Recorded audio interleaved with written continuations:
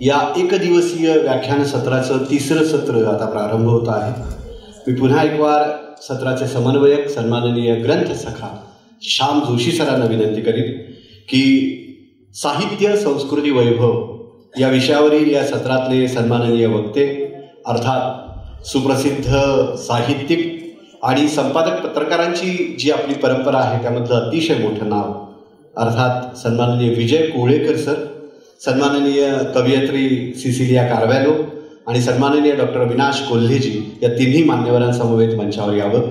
सन्माननीय श्याम जोशी सरांना विनंती आहे की आज या ग्रंथालय नवी मुंबई महानगरपालिका आणि प्राध्यापक माणिकराव कीर्तने वाचनालय नवी मुंबई आयोजित हिरक महोत्सवी महाराष्ट्र या व्याख्यान सत्रांमध्ये विज्ञानाच्या पाऊलखुणा आणि भाषा विचार या 2 व्याख्यान सत्रानंतर जे तिसरं व्याख्यान सत्र होतं आहे साहित्य संस्कृती वैभव या निमित्तानं तिन्ही मान्यवरांचं मंचावर आपण टाळ्यांच्या गजरात मनपूर्वक असं स्वागत करतो आहोत. आदरणीय विजय कोळेकर सर, अविनाशजी कोल्हे सर, सन्माननीय सिसिलिया कारवॅलो या मान्यवरांचं मंचावर आगमन होतं आहे. निश्चितच आज या ग्रंथालय आयोजित आणि नवी मुंबई महानगरपालिका आणि प्राध्यापक माणिकराव कीर्तने वाचनालय यांच्या संयुक्त विद्यमानं आयोजित या हिरक महोत्सवी महाराष्ट्र या व्याख्यान सत्रातलं तिसरं पुष्प या निमित्तानं गुंफलं जात आहे.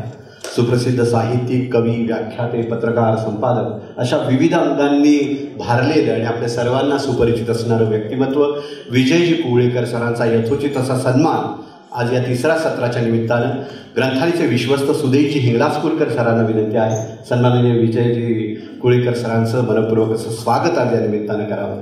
50हून अधिक वर्ष पत्रकारितेमध्ये कार्यरत असणारं आणि साहित्याचे अनेक विविध प्रकार ज्यांनी लिहिलंय हाताळलेले आहेत अशा विजय कोळेकर सरांचं मनपूर्वक असं स्वागत या निमित्तानं संपन्न होत आहे.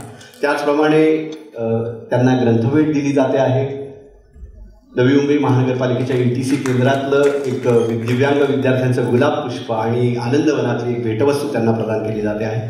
त्याचप्रमाणे आज या निमित्तानं आवर्जून उपस्थित असलेल्या सन्माननीय सुप्रसिद्ध कवयित्री डॉक्टर सिसिलिया कारवॅलो यांचाही यथोचित असा सन्मान या निमित्तानं होत आहे. मी धनश्री धारक उपक्रम संयोजक ग्रंथालय यांना विनंती करेन की त्यांनी सन्माननीय डॉक्टर सिसिलिया कारवॅलो यांचा सन्मान ग्रंथालय नवी मुंबई महानगरपालिका आणि प्राध्यापक माणिकराव कीर्तने वाचनालय नवी मुंबई यांच्या वतीने करावा. एक सन्मान चिन्ह देखील या मान्यवरांना प्रदान केले जात आहे त्यांच्या या कार्यक्रमाच्या स्मृती त्यांच्या मनात चिरंतन व्हाव्याच्या दृष्टीने. आणि व्यासपीठावर आवर्जून उपस्थित असलेले आपल्या आजच्या तिसरे वक्ते सन्माननीय प्राध्यापक अविनाश कोल्हेजी यांनाही सन्मानित केले जात आहे. सन्माननीय अविनाश कोल्हे सरांचा संपादक ग्रंथालय अरुण जोशी सर यांच्या शुभ हस्ते सन्मान होतो आहे. अरुण जोशी सरांना विनंती आहे की अविनाशजी कोल्हे सरांना सन्मानित करावं. कथा, कादंबरी आणि नाट्य समीक्षा या तिन्ही विषयांमध्ये मातब्बरी असणारे हे व्यक्तिमत्व आहे. सन्माननीय प्राध्यापक अविनाश कोल्हे सरांचा यथोचित असा सन्मान या निमित्तानं होतो आहे. आणि हिरक महोत्सवी महाराष्ट्राच्या 2 सत्रानंतर हे तिसरं सत्र आपल्या सर्वांच्या सन्मानाने उपस्थितीत संपन्न होत असताना पुन्हा एक वार ग्रंथ सखा चहा उत्तेजक पेय आहे असं म्हटलं जातं, त्यामुळे थोडीशी सुस्ती गेली असेल असं वाटतं. मित्रांनो, मगाशी चहा पिताना काही श्रोत्यांनी मला विचारलं की तुमचा नेमका रोल काय, तुम्ही 2 मिनिटांमध्ये काय बोलता. याला मराठीमध्ये प्रत्याभरण असं म्हणतात, फीडबॅक. मी त्यांना सांगितलं माझ्याकडे सन्माननीय हिंगलाजपूरकरांनी जबाबदारी दिली आहे की सूत्र जी आहेत ती वक्त्यांकडे मी द्यायची आहेत. म्हणजे काय तर या परिसंवादामध्ये चर्चेमध्ये कोणकोणते मुद्दे जे आहेत ते महत्वाचे आहेत आणि त्या अनुरोधानं आपल्याला जायचं आहे. विषय असा आहे आजचा संस्कृती वैभव, साहित्याचं संस्कृती वैभव. ग्लोबलायझेशनच्या जमान्यामध्ये, जागतिकीकरणाच्या जमान्यामध्ये संस्कृती या शब्दाला जी प्रादेशिकता आहे त्याचं मूल्य आता किती उरलं आहे. संस्कृती मरते तेव्हा भाषा मरते. संस्कृती ही आदिम गोष्ट आहे, भाषा ही नंतरची गोष्ट आहे. एखादी भाषा मरते तेव्हा समाजाचं नेमकं काय नुकसान होतं? कुठली भाषेची संस्कृती जी आहे, जी माणसाला कणा देते, माणसाला वाणी देते, माणसाला जगण्याचं प्रयोजन देते. आपली संस्कृती आणि पाश्चिमात्य संस्कृती याच्यामध्ये महत् अंतर आहे. आपल्याला असं वाटतं की मराठी ही सगळ्यात छान, सगळ्यात प्रासादिक, संत सज्जनांची भाषा. हे जरी खरं असलं तरी जगाच्या तुलनेमध्ये आणि ज्ञानाच्या तुलनेमध्ये मराठीचं मूल्य जे आहे ते आपण पाहायला पाहिजे, वाढवलं पाहिजे. मला मगाचपासून ॲडलर या अमेरिकन तत्वज्ञानी माणसाची आठवण येत होती. कशाला म्हणायचं संस्कृती? या ॲडलरला त्याचं पूर्ण नाव आहे मॉर्टिमर जेरम ॲडलर. त्या माणसाने काय करावं?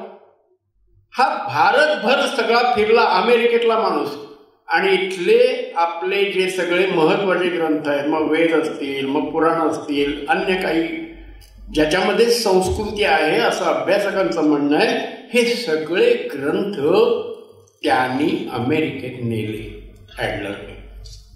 कशासाठी नेले? ॲडलरचं म्हणणं असं आहे की माझ्या इंग्रजी भाषेमध्ये हे सगळे महत्वाचे ग्रंथ जे आहेत ते आले पाहिजे. 8 वर्ष ते काम चालू होतं. 54 खंडामध्ये 443 जगभरातले जे इंग्रजीमध्ये कधीही लिहिले गेले नाहीत ते ग्रंथ या मॉर्टिमरनी इंग्रजी भाषेमध्ये लिहून घेतले. किती वर्ष काम चाललं होतं? 8 वर्ष आणि $20 लाख याच्यासाठी खर्च झाले. वेळ खूप कमी आहे.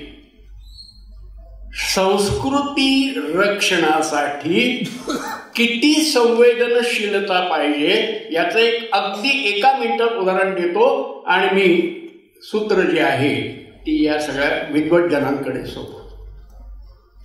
बिब्लिओथेक नॅशनल नावाचं ग्रंथालय जगप्रसिद्ध आहे. जे अभ्यासक आहेत ते फ्रान्सला, पॅरिसमध्ये या ग्रंथालयात जाऊन आल्याशिवाय त्यांची विद्वत्ता सिद्ध होत नाही. या ग्रंथालयामध्ये 1850च्या सुमारास एक गोष्ट घडली. मी तुम्हाला संस्कृती हा संबोध स्पष्ट करण्यासाठी हे उदाहरण देत आहे. फ्रान्सचा राजदूताचा सहाय्यक म्हणून एक गृहस्थ आपल्या महाराष्ट्रामध्ये आले. त्याचं नाव आहे, फार अगदी देवतुल्य, त्याचं नाव आहे मेस्टर चार्ल्स डिसोवा साहेब फ्रान्सिस. मेस्टर चार्ल्स डिसोवा साहेब फ्रान्सिस, वय वर्ष 28. पहिल्या महिन्यातच या माणसाला लक्षात झालं की मराठीतला गोडवा जो आहे तो इतर भाषांमध्ये मला आढळला नाही. म्हणून त्यांनी अर्ज केला वयाच्या 28व्या वर्षी सरकारकडे की मला 1 वर्षाची रजा द्या.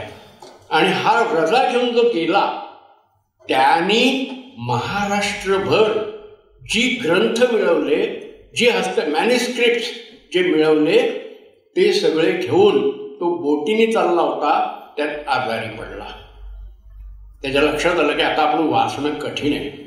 त्यांनी तिथल्या फ्रान्सच्या राजाला पत्र पाठवलं. त्याच्यात लिहिलंय त्यांनी की मी महाराष्ट्रातनं हे 1000च्या वर हस्तलिखित आणि ग्रंथ घेऊन येतोय, याचा सांभाळ करा आणि आपल्या देशामध्ये या पुस्तकांना न्याय द्या.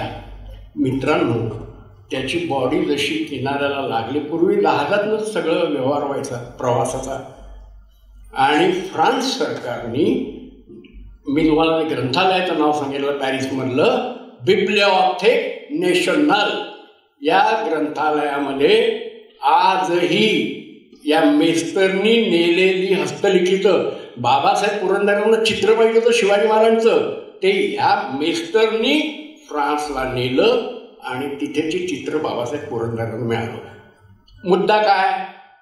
संस्कृती, वाचनाची संस्कृती, ग्रंथांची संस्कृती, आणि ही जपण्यासाठी जो शासन नावाचा मागे जो ताठकणा पाहिजे, ह्याची संवेदनशीलता किती असली पाहिजे हे या उदाहरणावरनं दिसतं. आणि मग आपल्याला प्रश्न येते, सगळे विद्वज्जन आहेत, या सगळ्यांच्यासाठी माझं आव्हान असं आहे की हे जी ग्रंथांची संस्कृती आहे, वाचनाची संस्कृती आहे, हे साहित्याचं जे वैभव आहे ते अधिकाधिक चांगलं, प्रसन्न आपल्याला कसं करता येईल यासाठी आपण सारे प्रयत्नशील राहूया.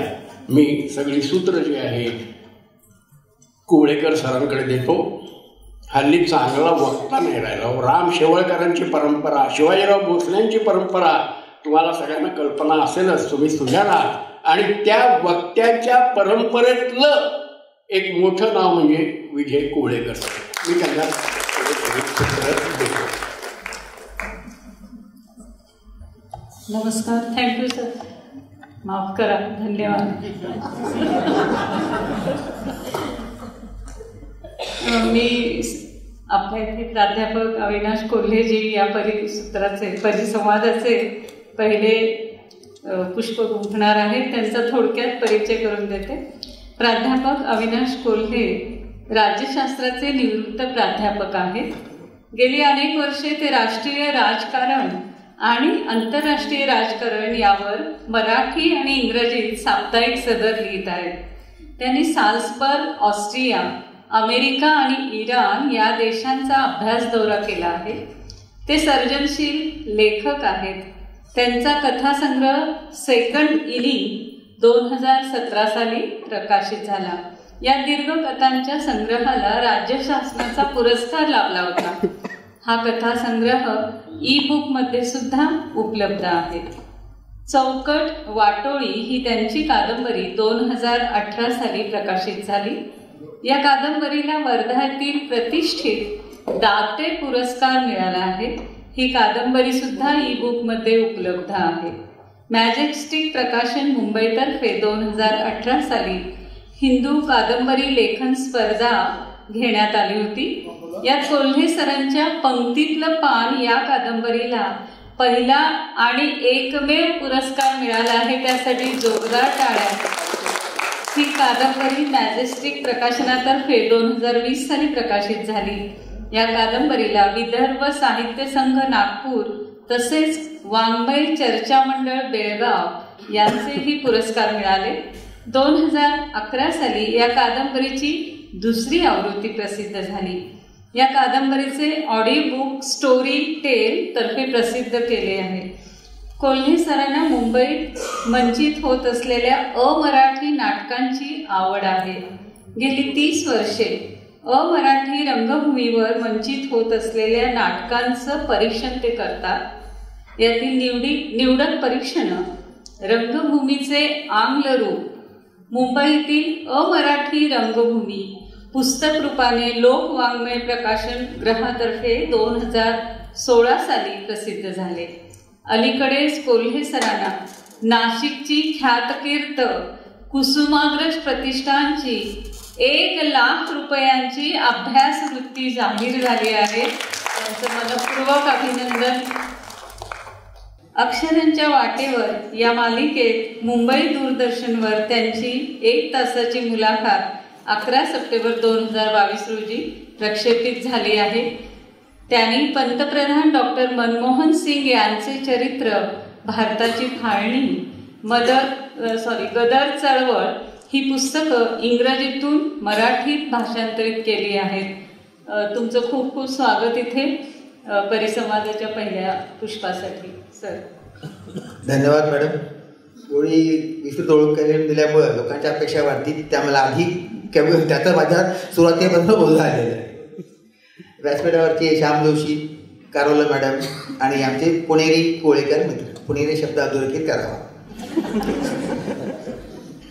कारण मी खामगाववरून पुण्याला शिकायला आलो वयाच्या 16 वर्षी. परीक्षेमध्ये प्रवेश घेतला. 2-4 दिवसांनी कॅन्टीनमध्ये भीत गेलो आणि सगळ्यात जगच नवीन होतं माझ्यासाठी. त्या मित्राला, काल परत झालेल्या मित्राला म्हणाल की मी केस कापायला चाललो. तर पलीकडे एक सुबक ठेंगडी बसलेली होती. अरे केस नाही केस, एक केस अनेक केस. ताबडतोब तिथल्या तिथं दुरुस्ती करण्यात आली. निसंकोचपणे, ओळख पाळखची काही गरज वाटली नाही. तिथून मला असं वाटलं की हा जो आपण देशमुख सर सांगत होते प्रमाण भाषा, बोलीभाषा, याचा जो डिस्कोर्स सुरू आहे त्याच्याबद्दल आपल्याला असं लक्षात घेतलं पाहिजे की हे तसं जागतिक आहे. म्हणजे इंग्रजी भाषा जरी घेतली तर तिथं स्कॉटलंडमधला भाग वेगळा व्हायला बघतोय. गेल्या 60-70 वर्ष स्वतंत्र स्कॉटलंडची चळवळ सुरू आहे आणि आज तुम्हाला दिसेल की जवळजवळ 90% स्कॉटलंड वेगळा झालेला आहे. स्वतःची पार्लमेंट आहे, स्वतःचं क्रिकेट टीम आहे, स्वतःचे त्यांचं ध्वज आहे, राष्ट्रगीत आहे. For all practical purpose Scotland हा इंग्लंडमधून बाहेर निघालेला देश आहे. 1711 सालापासून हे सगळे 3 भूभाग एकत्र राहत आहेत. त्यात एक स्कॉटलंड भाग आहे. भाषा एक, धर्म एक, संस्कृती एक, देव एक जवळपास, असं सुद्धा एका जमिनीच्या तुकड्यावरती राहणाऱ्या लोकांना वाटतं की आम्हाला इथं राहायचं. याचा अर्थ प्रत्येक म्हणजे आपल्याकडे तर आपण समजू शकतो की पूर्ण उच्चाराची पद्धतच बदलते. ती स्क्रिप्ट तेच आहे, पण तिथं आपल्याकडे तर या देशांमध्ये बघितलं तर 22 भाषा आहेत, अधिकृत 22 भाषा आहेत. बोलीभाषा आहे 4-5 हजाराची बोलीभाषेत आपण बोलतो. इतक्या मोठ्या विविधपूर्ण देशामध्ये प्रत्येक भाषा, शिवाय आपण 55 साली भाषावार प्रांतराची अधिकृतपणेरित्या केली आहे. म्हणजे प्रत्येक आज आपल्याकडे राष्ट्रभाषा नाही पण राज्यभाषा आहे. महाराष्ट्र मराठी, गुजराती, बंगाली अशी अधिकृत आपण 55 साली केलेलं आहे. हे बघितलं की आपल्याला युरोपच्या कशाची आठवण येते. Germany, French, France, Spanish, Spain, एक देश एक भाषा. तसे आपल्याकडे एक राज्य एक भाषा आहे. तर प्रत्येकाला आपल्या भाषेचा अभिमान बाळगणं हे अगदी स्वाभाविक ठरतं. पण आपल्याकडची राज्यसुद्धा केवढी मोठी आहे. आज युरोपमधला मोठा देश म्हणजे जर्मनी, तो जवळजवळ महाराष्ट्र एवढा आहे. हे 28 राज्यांपैकी एक राज्य म्हणजे महाराष्ट्र. ते राज्य जर्मनीमधला एक, युरोपमधला एक मोठा देश आहे, इतकं मोठं आहे. त्यामुळे आपल्याकडे भाषेचे व्हेरिएशन्स असणं, बोलीभाषा असणं, त्यामुळे ह्या डिबेटला असं उद्या उत्तर मिळेल, परवा उत्तर मिळेल याची काही मला शक्यता दिसत नाही, कारण ते अवघड आहे. हा एक मला सुरुवातीला एक प्रकारची चौकट आखून घ्यायची होती. आणि दुसरं सांगायचं होतं की मी 12वा खेळाडू आहे आणि मॅन्डेटरी ओव्हर्समध्ये बॅटिंग करायला आलेलं आहे. त्यामुळं आणि मला सांगण्यात आलं की 15 मिनिटात हे करा. तर मराठी संस्कृती आणि साहित्य, सिनेमा ह्या 2-3 विषयावरती एक प्रकारचा काय म्हणतात स्ट्रेट थॉट्स म्हणता येईल तसं मांडायचं आहे मला. नाटकाचा उल्लेख केला. नाटकाची मला आवड आहे. लहानपणापासून नाटकं बघतोय मी.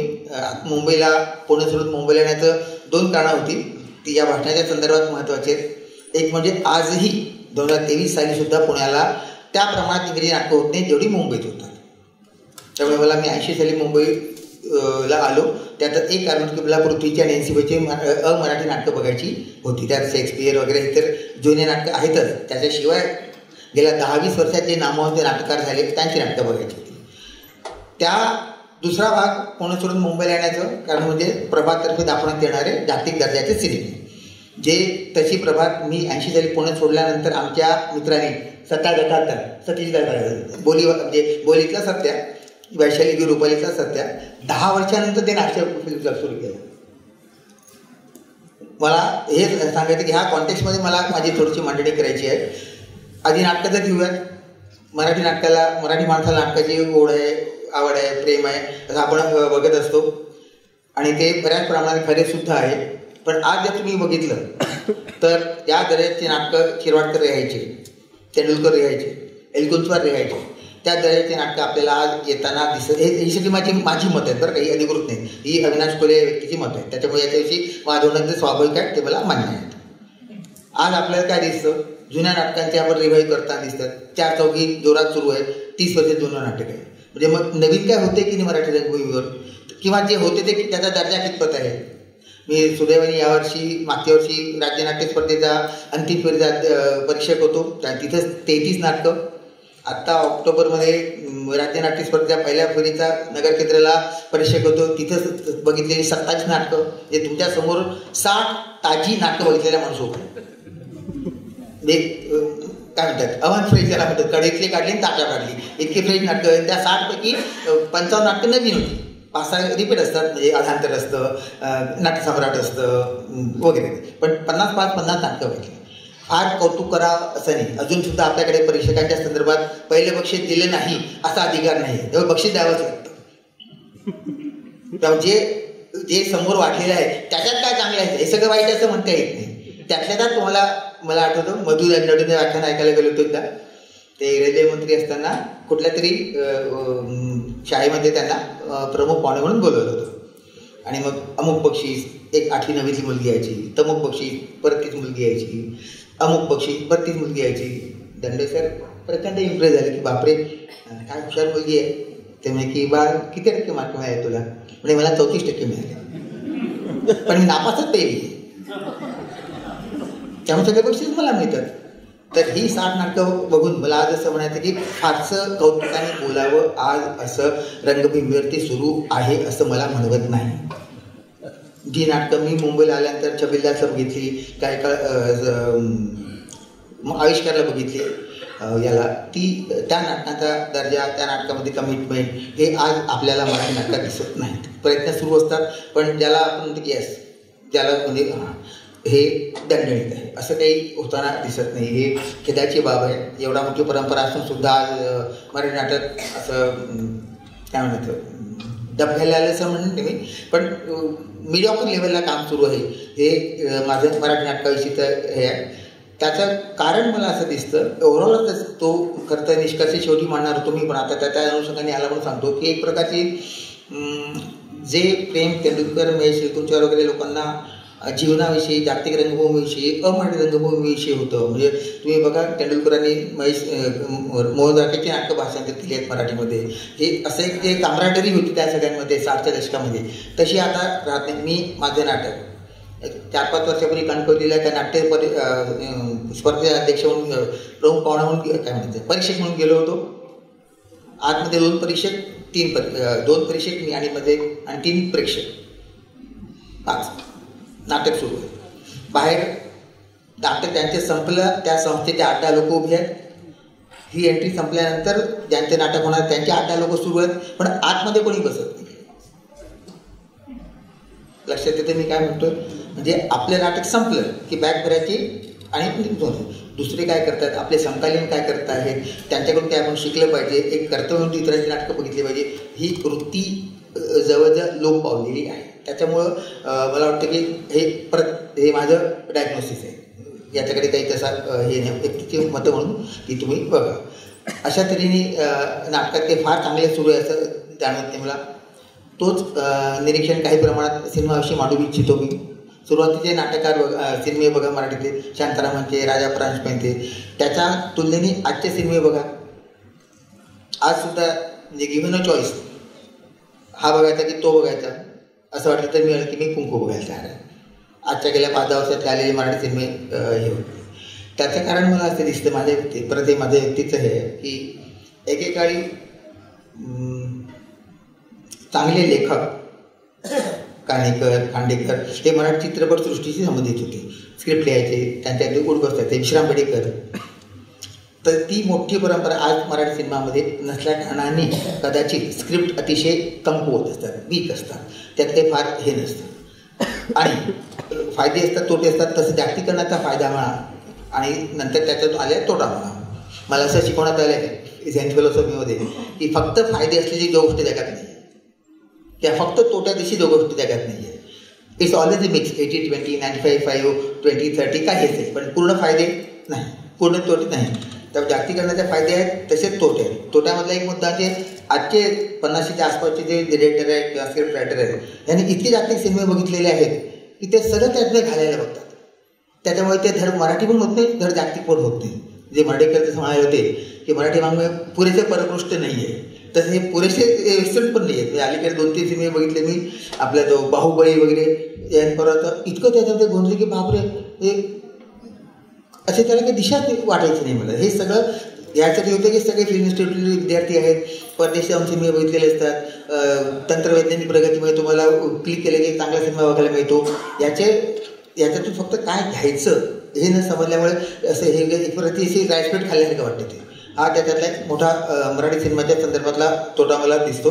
त्याच्यात काही म्हणजे असं कोणा व्यक्तीच्या दोन देण्याची हे नाही, फक्त आपलं मराठीपण आणि त्याच्या मागे असलेली एक प्रकारची जीवनदृष्टी नसल्यामुळं त्यांचा दर्जा उंचावत. म्हणजे आजसुद्धा आपल्याला शांताराम बापूचे सिनेमे बघायला आवडतात, आजसुद्धा राजा परांजपे सिनेमे बघायला आवडतात, आणि हा गेल्या 10 वर्षातले सिनेमे परवा बघितला तर आज आपल्याला आठवत सुद्धा नाही. इतके ते वरवरचे TV सिरीज सारखे झालेले आहेत.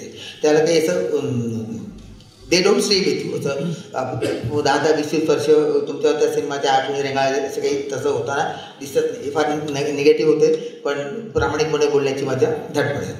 तसाच प्रकार साहित्याकडे येतो. 5 मिनिटामध्ये ज्या दर्जाने सुरुवातीच्या साहित्याच्या याच्यामध्ये खास करून कादंबरी जे माझ्या आवडीचा फॉर्म आहे त्याच्यात बघितलं, जे मोठा कादंबरीकार आज नेमाडे सर अजूनही 80च्या घरात आले. त्यानंतर नाव घ्यावं असं कादंबरीकार मला आढळत नाही. हे परत माझं मत आहे. भरपूर कादंबरी लिहिल्या जात आहेत, पण दुर्दैवाने ओव्हरऑलच साहित्य क्षेत्राबद्दल मराठी आपल्या समाजामध्ये असं वाटतं की साहित्य काय कोणी लिहू शकतं. लहानपणापासून पत्र लिहिली असतात, निबंध लिहिलेले असतात. तसं चित्रकाराचं नाही. 4-5 वर्ष जेमध्ये काम करावं लागतं. गायक व्हायचं असेल 10-12 वर्ष कोणातरी गंडाबंद शाखेती करावं लागतं. साहित्याविषयी काही करावं लागत नाही दुर्दैवाने. त्याच्यामुळे प्रत्येकजण एव्हरीबडी इज रायटर. आणि त्याच्यामुळे बघता बघता काय झालं की जे दिसलं ते लिहून काढायचं. आत्मचरित्र आता मराठीत कादंबऱ्या होण्यास लागलेल्या आहेत, असं माझ्या पुरते केलेलं निरीक्षण आहे. एखादी घटना घ्यायची, महामार्ग पोदला त्याच्यावर एक कादंबरी, भूकंप झाला त्याच्यावर एक कादंबरी, महापूर आला त्याच्यावर एक कादंबरी. म्हणजे असं वाटतं की हे सगळं it's a better version of report आहे, इट्स नॉट नॉवेल. त्याच्यामध्ये सर्जनशीलता, लेखक कुठे दिसत नाही. जे लिहिलं ते जे दिसलं तेच लिहून काढलेलं असतं. हे दिस इज नॉट लिटरेचर. त्यामुळे त्या क्षेत्रातसुद्धा मला फार आज 50च्या आसपासचे किंवा त्याच्या खालचे कादंबरीकार घेतले किंवा लेखक घेतले, कथासुद्धा, की फार असं आउटस्टँडिंग काम सुरू आहे असं वाटत नाही. हे त्याच्यामुळे ओव्हरऑल पण नेहमीप्रमाणे आपण सगळे इसेन्शियली सकारात्मक विचार करणारे असल्यामुळं दिस टू शाल पास म्हणून आपण असं म्हणू की हे याच्यातून जाईल. पण ह्या सगळ्यामध्ये मला असं दिसतं की काम करण्याची ही क्षमता, इच्छा, पुनर्विचार, स्वतःच्या कामावरती लिखाण, जे मला शिकवण्याचं आमचे सचिव फर्ग्युसनचे ते सांगायचे की हेमिंग्वेनी ओल्ड मॅन अँड द सीचा शेवटचं प्रकरण 36 वेळा त्यांनी लिहून बघितलं.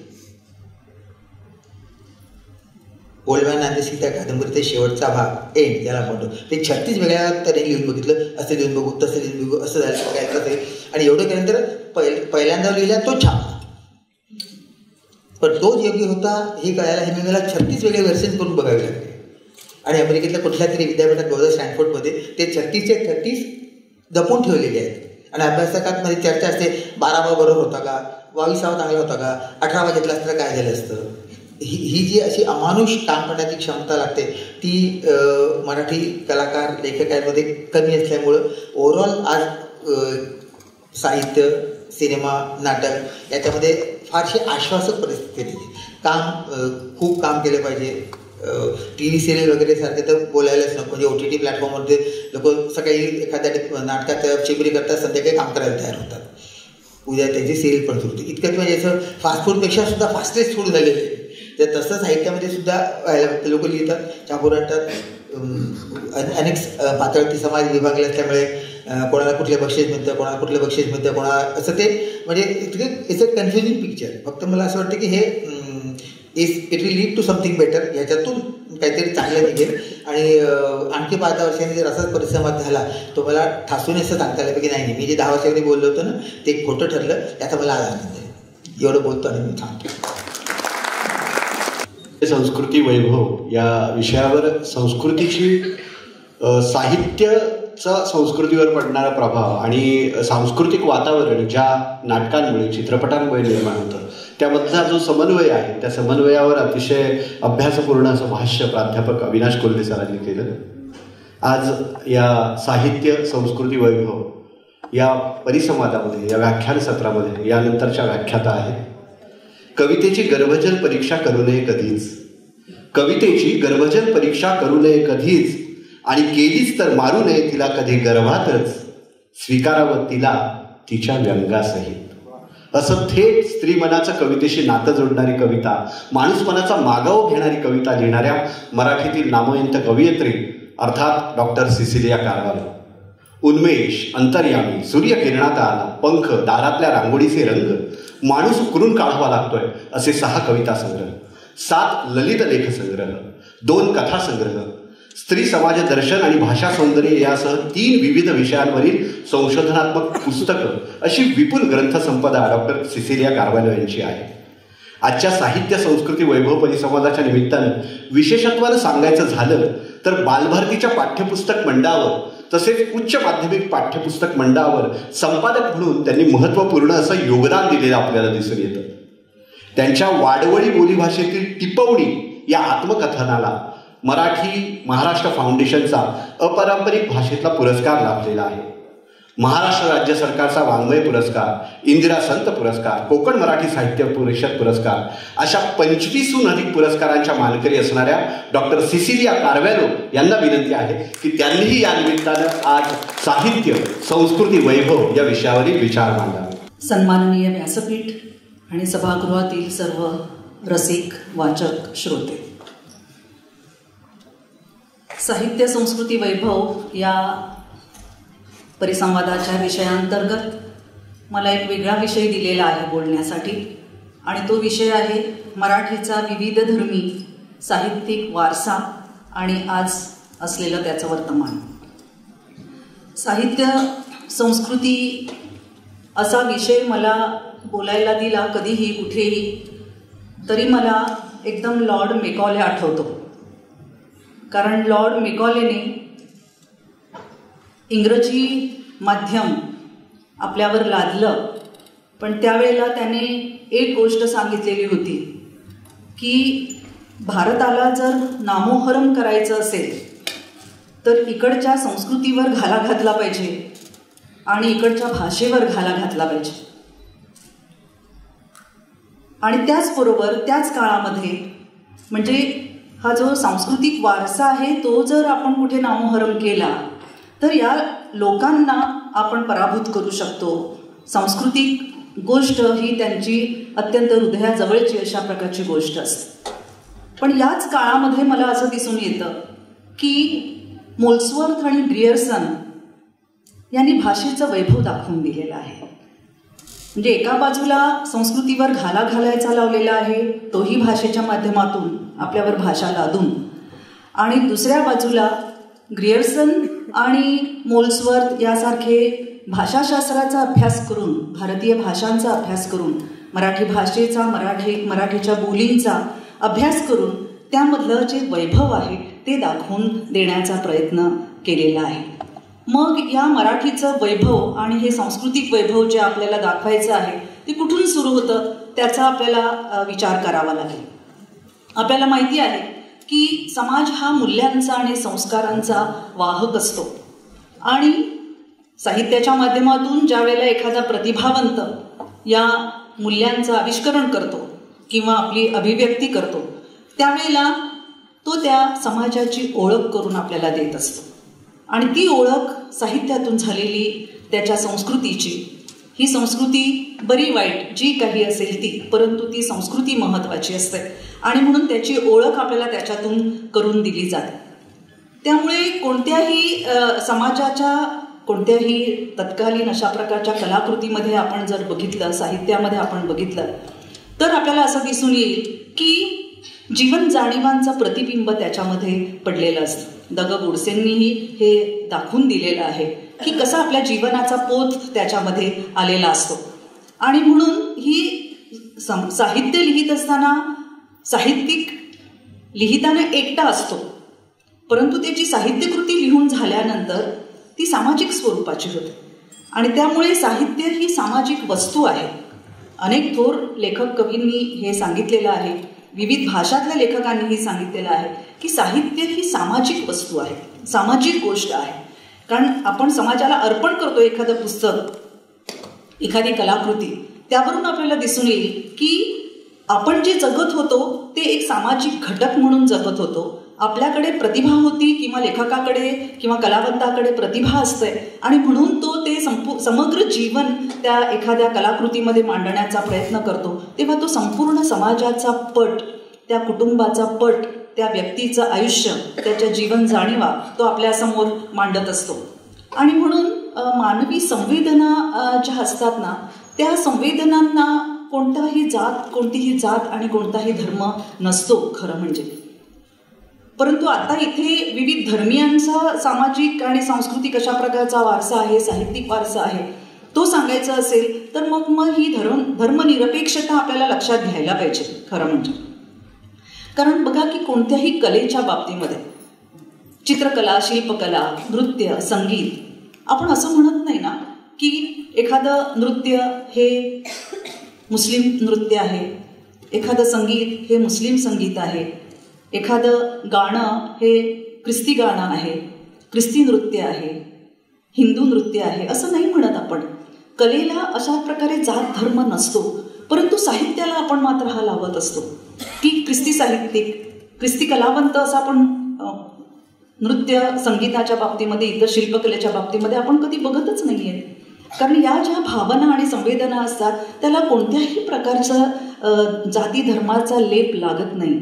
धर्मनिरपेक्ष अशा प्रकारच्या या संवेदना असतात.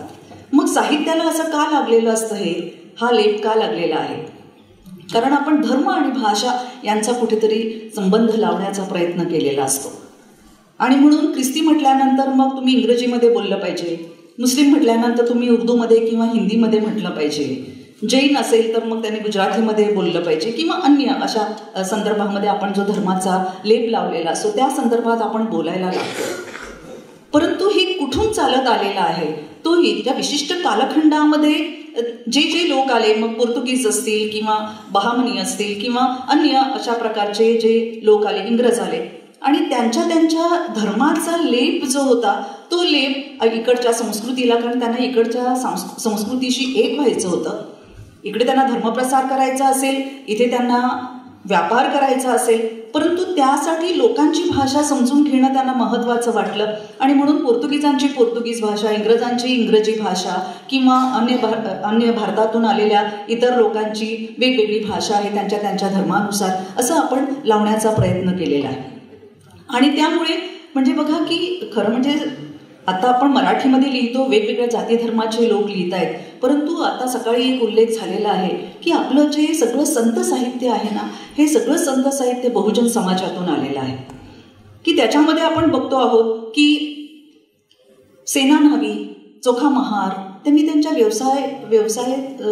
ज्या व्यवसायातून ते आलेले आहेत त्या व्यवसायाचं नाव तिथे आपल्या अभंगांना, आपल्या ओव्यांना लावलेला, म्हणजे ती रचना करताना त्यांनी ते लावलेलं आपल्याला दिसून येते. आणि या संदर्भामध्ये संत मागण्याची सामाजिक फलश्रुती याच्यामध्ये गंबा सरदारांनी जे म्हटलेलं आहे ते अतिशय महत्त्वाचं वाटतं मला. की त्यांनी असं म्हटलेलं आहे की त्या काळामध्ये, संतांच्या काळामध्ये आध्यात्मिक लोकशाही निर्माण झालेली होती. कारण सगळ्या जाती समाजाचे लोक लिहित होते. आणि ही आध्यात्मिक लोकशाही कुठपर्यंत आलेली आहे की मुस्लिम संतांच्यापर्यंत आलेली आहे. मुस्लिमांच्या मध्ये संत नाही आहेत, ख्रिस्ती संतांच्या मध्ये सुद्धा, कॅथलिकांच्या मध्ये संत प्रक्रिया वेगळी आहे. परंतु फादर थॉमस स्टीफन्स आलेले आहेत किंवा अंबर हुसेन आणि मुस्लिम संत आलेले आहेत, त्यांचा आढावा मी नंतर घेणारच आहे पुढे. तर हे सगळे संत आलेले आहेत. आणि आज मला असं वाटतं की आज 800 वर्षानंतर त्या काळामध्ये बहुजन समाजातील सगळ्या संत कवींनी जे लिहिलं, मराठी संतांनी, त्या काळामध्ये जर आध्यात्मिक लोकशाही निर्माण झालेली होती, तर आज 800 वर्षानंतर सांस्कृतिक लोकशाही निर्माण झालेली आहे. कारण सगळ्या समाजाचे लोक मराठीतून लिहायला लागलेले आहेत. वेगवेगळ्या जातीचे, वेगवेगळ्या धर्माचे, वेगवेगळ्या समाजाचे लोक मराठीतून लिहायला लागलेले आहेत.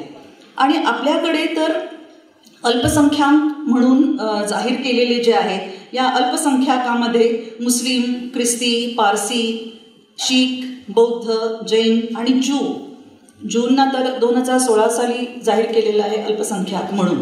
तर ह्या सगळ्या गोष्टींचा जर आपण विचार केला तर आपल्याला असं दिसून येईल की त्यांनी त्यांच्या धर्मामधली जी वचनं होती किंवा जी मूल्य होती ती मूल्य आपल्या वेगवेगळ्या प्रकारच्या साहित्यातून मांडण्याचा प्रयत्न केला. आणि हे सांस्कृतिक वैभव जे आहे हे सांस्कृतिक वैभव आपल्या धर्मातल्या मूल्यांनुसार का होईना परंतु ते आपल्याला इथे मांडण्याचा त्यांनी प्रयत्न केलेला आहे. आणि म्हणून बघा की नेहमी साहित्यातून ही जी मूल्ये मिळतात म्हणून मला एक ती गोष्ट आठवते अलेक्झांडर दी ग्रेट मला असं वाटतं की त्यांनी सांगितलं होतं की तुम्ही जेव्हा लोकांना पराभूत कराल किंवा ज्या वेळेला तुम्ही लोकांच्यावर चाल करून जाल म्हणजे समाजावर किंवा कोणत्या देशावर चाल करून जाल तर त्यावेळी तुम्ही राजेरजवाडे पाडा परंतु ग्रंथालय नाहीशी करू नका. कारण ग्रंथालयामध्ये जे ग्रंथ आहेत त्या ग्रंथांमध्ये संस्कृतीचं सार सामावलेलं आहे. तर हे अतिशय महत्त्वाचं आहे. हे साहित्यातून मिळणारं जे सार आहे हे जे संस्कृतीचं सार आहे ते कुठून सुरू झालेलं आहे. अगदी मराठीमध्ये आपण जर याचा विचार केला तर असं दिसून येईल की मराठी वाङ्मयाची सुरुवातच परकीय धर्माचार्यांच्याकडून झालेली आहे. सर्वप्रथम मला जैन साहित्याचा उल्लेख करायचा आहे कारण श्रवणबेळगोळ इथे जो शिलालेख सापडलेला आहे तो जैनांचा आहे.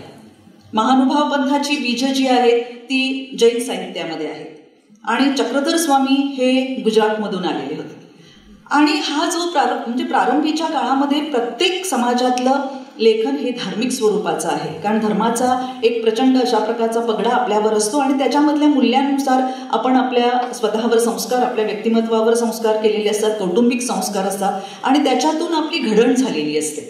आणि त्यामुळे अशा प्रकारचं धार्मिक आणि आध्यात्मिक अशा स्वरूपाचं हे जे साहित्य आपल्यासमोर प्रत्येक धर्मातून आलेलं आहे प्रत्येक समाजातून आलेलं आहे असं आपण म्हणूया. त्यामध्ये ही जैन भावकाव्याची जी परंपरा आहे ती आजच्या काळामध्ये अगदी निर्मलकुमार फडकुले किंवा महावीर जोंधळे किंवा शरयू शहा, लीला शहा, नीलम माणगावे यांच्याकडून आलेला आहे. आणि नंतर आत्ता आपल्याला असं दिसून येईल की ही परंपरा जी आहे आत्ता ते अत्यंत वास्तववादी अशा प्रकारचं साहित्य झालेलं आहे. म्हणजे त्या धर्मातील मूल्यांपासून सुरू झालेलं हे जैनांचं साहित्य आणि त्यांची समाज निरीक्षणं आणि त्यांची आत्मनिरीक्षणं ही अशा पद्धतीने आलेली आणि किती वेगवेगळे वाङ्मय प्रकार या लोकांनी आजच्या काळामध्ये हे आजचं वर्तमान आहे त्यांच्यामध्ये की त्यांच्यामध्ये नाटकं आलेली आहेत, बालसाहित्य आलेलं आहे, युवकांसाठी साहित्य आलेलं आहे. नीलम माणगावेंनी तर आजच्या काळामध्ये स्त्रियांची जी स्थिती आहे ती त्यांनी त्यांच्या 2 कादंबऱ्यातून ग्रंथालीनेच त्यांची एक कादंबरी प्रकाशित केलेली आहे. साईड इफेक्टमधून त्यांची आलेली आहे. निर्भया अजून लढते आहे मधून त्यांच्या कथांमधून आलेला आहे किंवा भैरवायन नावाचे आता त्यांचे म्हणजे बघा की धार्मिक मूल्यांचा संदर्भ जो आहे तो पुढे पुढे जरा पुसट होत जाताना दिसतो आणि आजचं वास्तव जे आहे ते आजचं वास्तव धर्माची मूल्य स्वीकारून देखील आपण पुढे मांडण्याचा प्रयत्न करत असतो.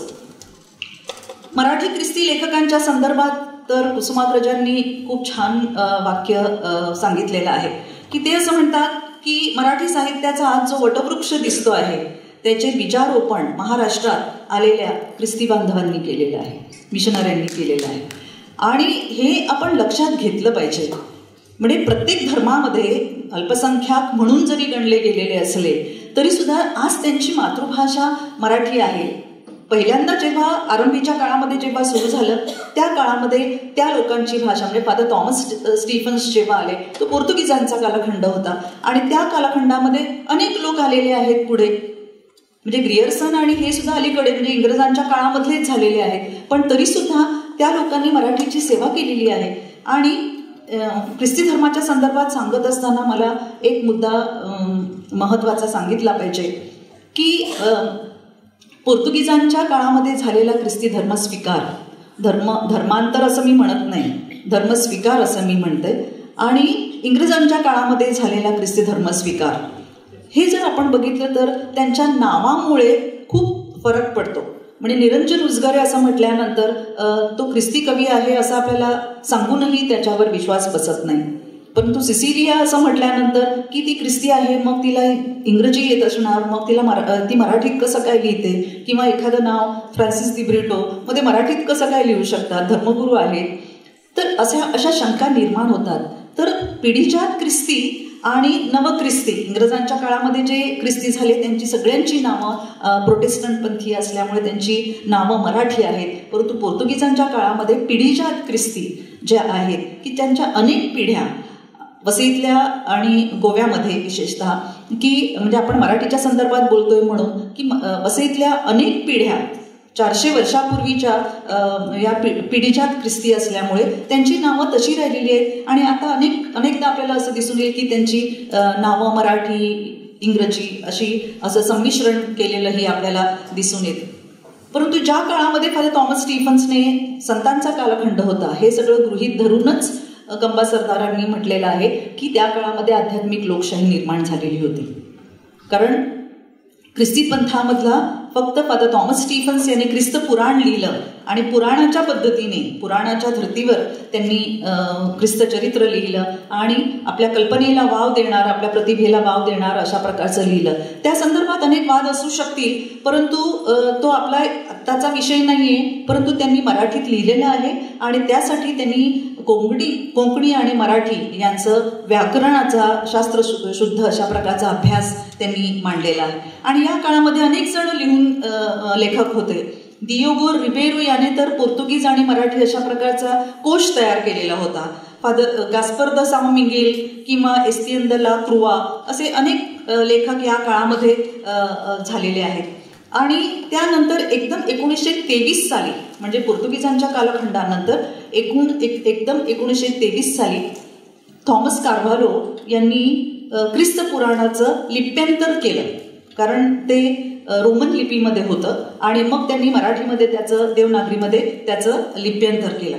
आणि त्यानंतर कॅथलिक पंथीयांच्यामध्ये हा ओघ सतत वाहता राहिलेला आहे. कितीतरी कादंबरीकार, रॉक कार्व्हालो आहेत, CB दोडती आहेत, फ्रान्सिस नुनिस आहेत, बिशप डॉमिनिक आब्रिओ आहेत, फादर हिलरी फर्नांडिस आहेत, स्टॅनली गोन्साल्विस, स्टीफन परेरा.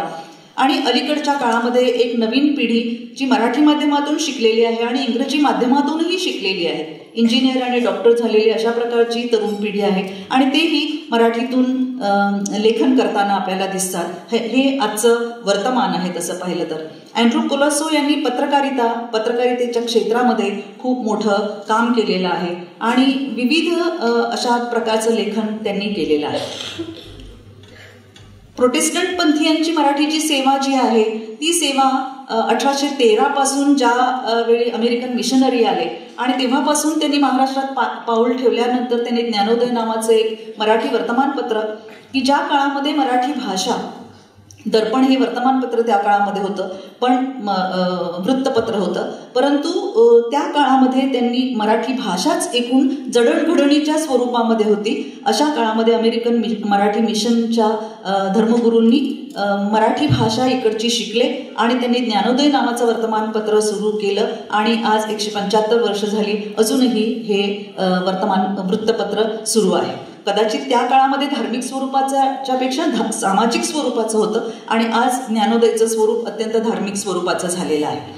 आणि या काळामध्ये कृष्णरत्न सांगळे, पंडिता रमाबाई, नारायण वामन टिळक, लक्ष्मीबाई टिळक, प्रल्हाद शांतवन रणदिवे असे खूप लेखक, अनुपमा उजगरे, निरंजन उजगरे, देवदत्त हुसळे यांनी विनोदी स्वरूपाचं लेखन त्या काळामध्ये केलेलं आहे.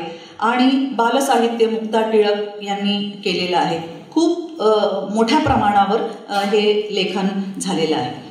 हे सर्वधर्मियांचं साहित्य खरं म्हणजे धार्मिक स्वरूपाचा आरंभीच्या काळामध्ये राहिलेलं आहे आणि चर्चच्या प्रभावातून किंवा धर्माच्या प्रभावातून त्यांचं हे लेखन झालेलं आहे. पण नंतर हे त्यांचं स्वरूप बदललं आणि खूप आत्ताच्या काळाचं वास्तव त्यांच्या लेखनामध्ये यायला लागलेलं आहे.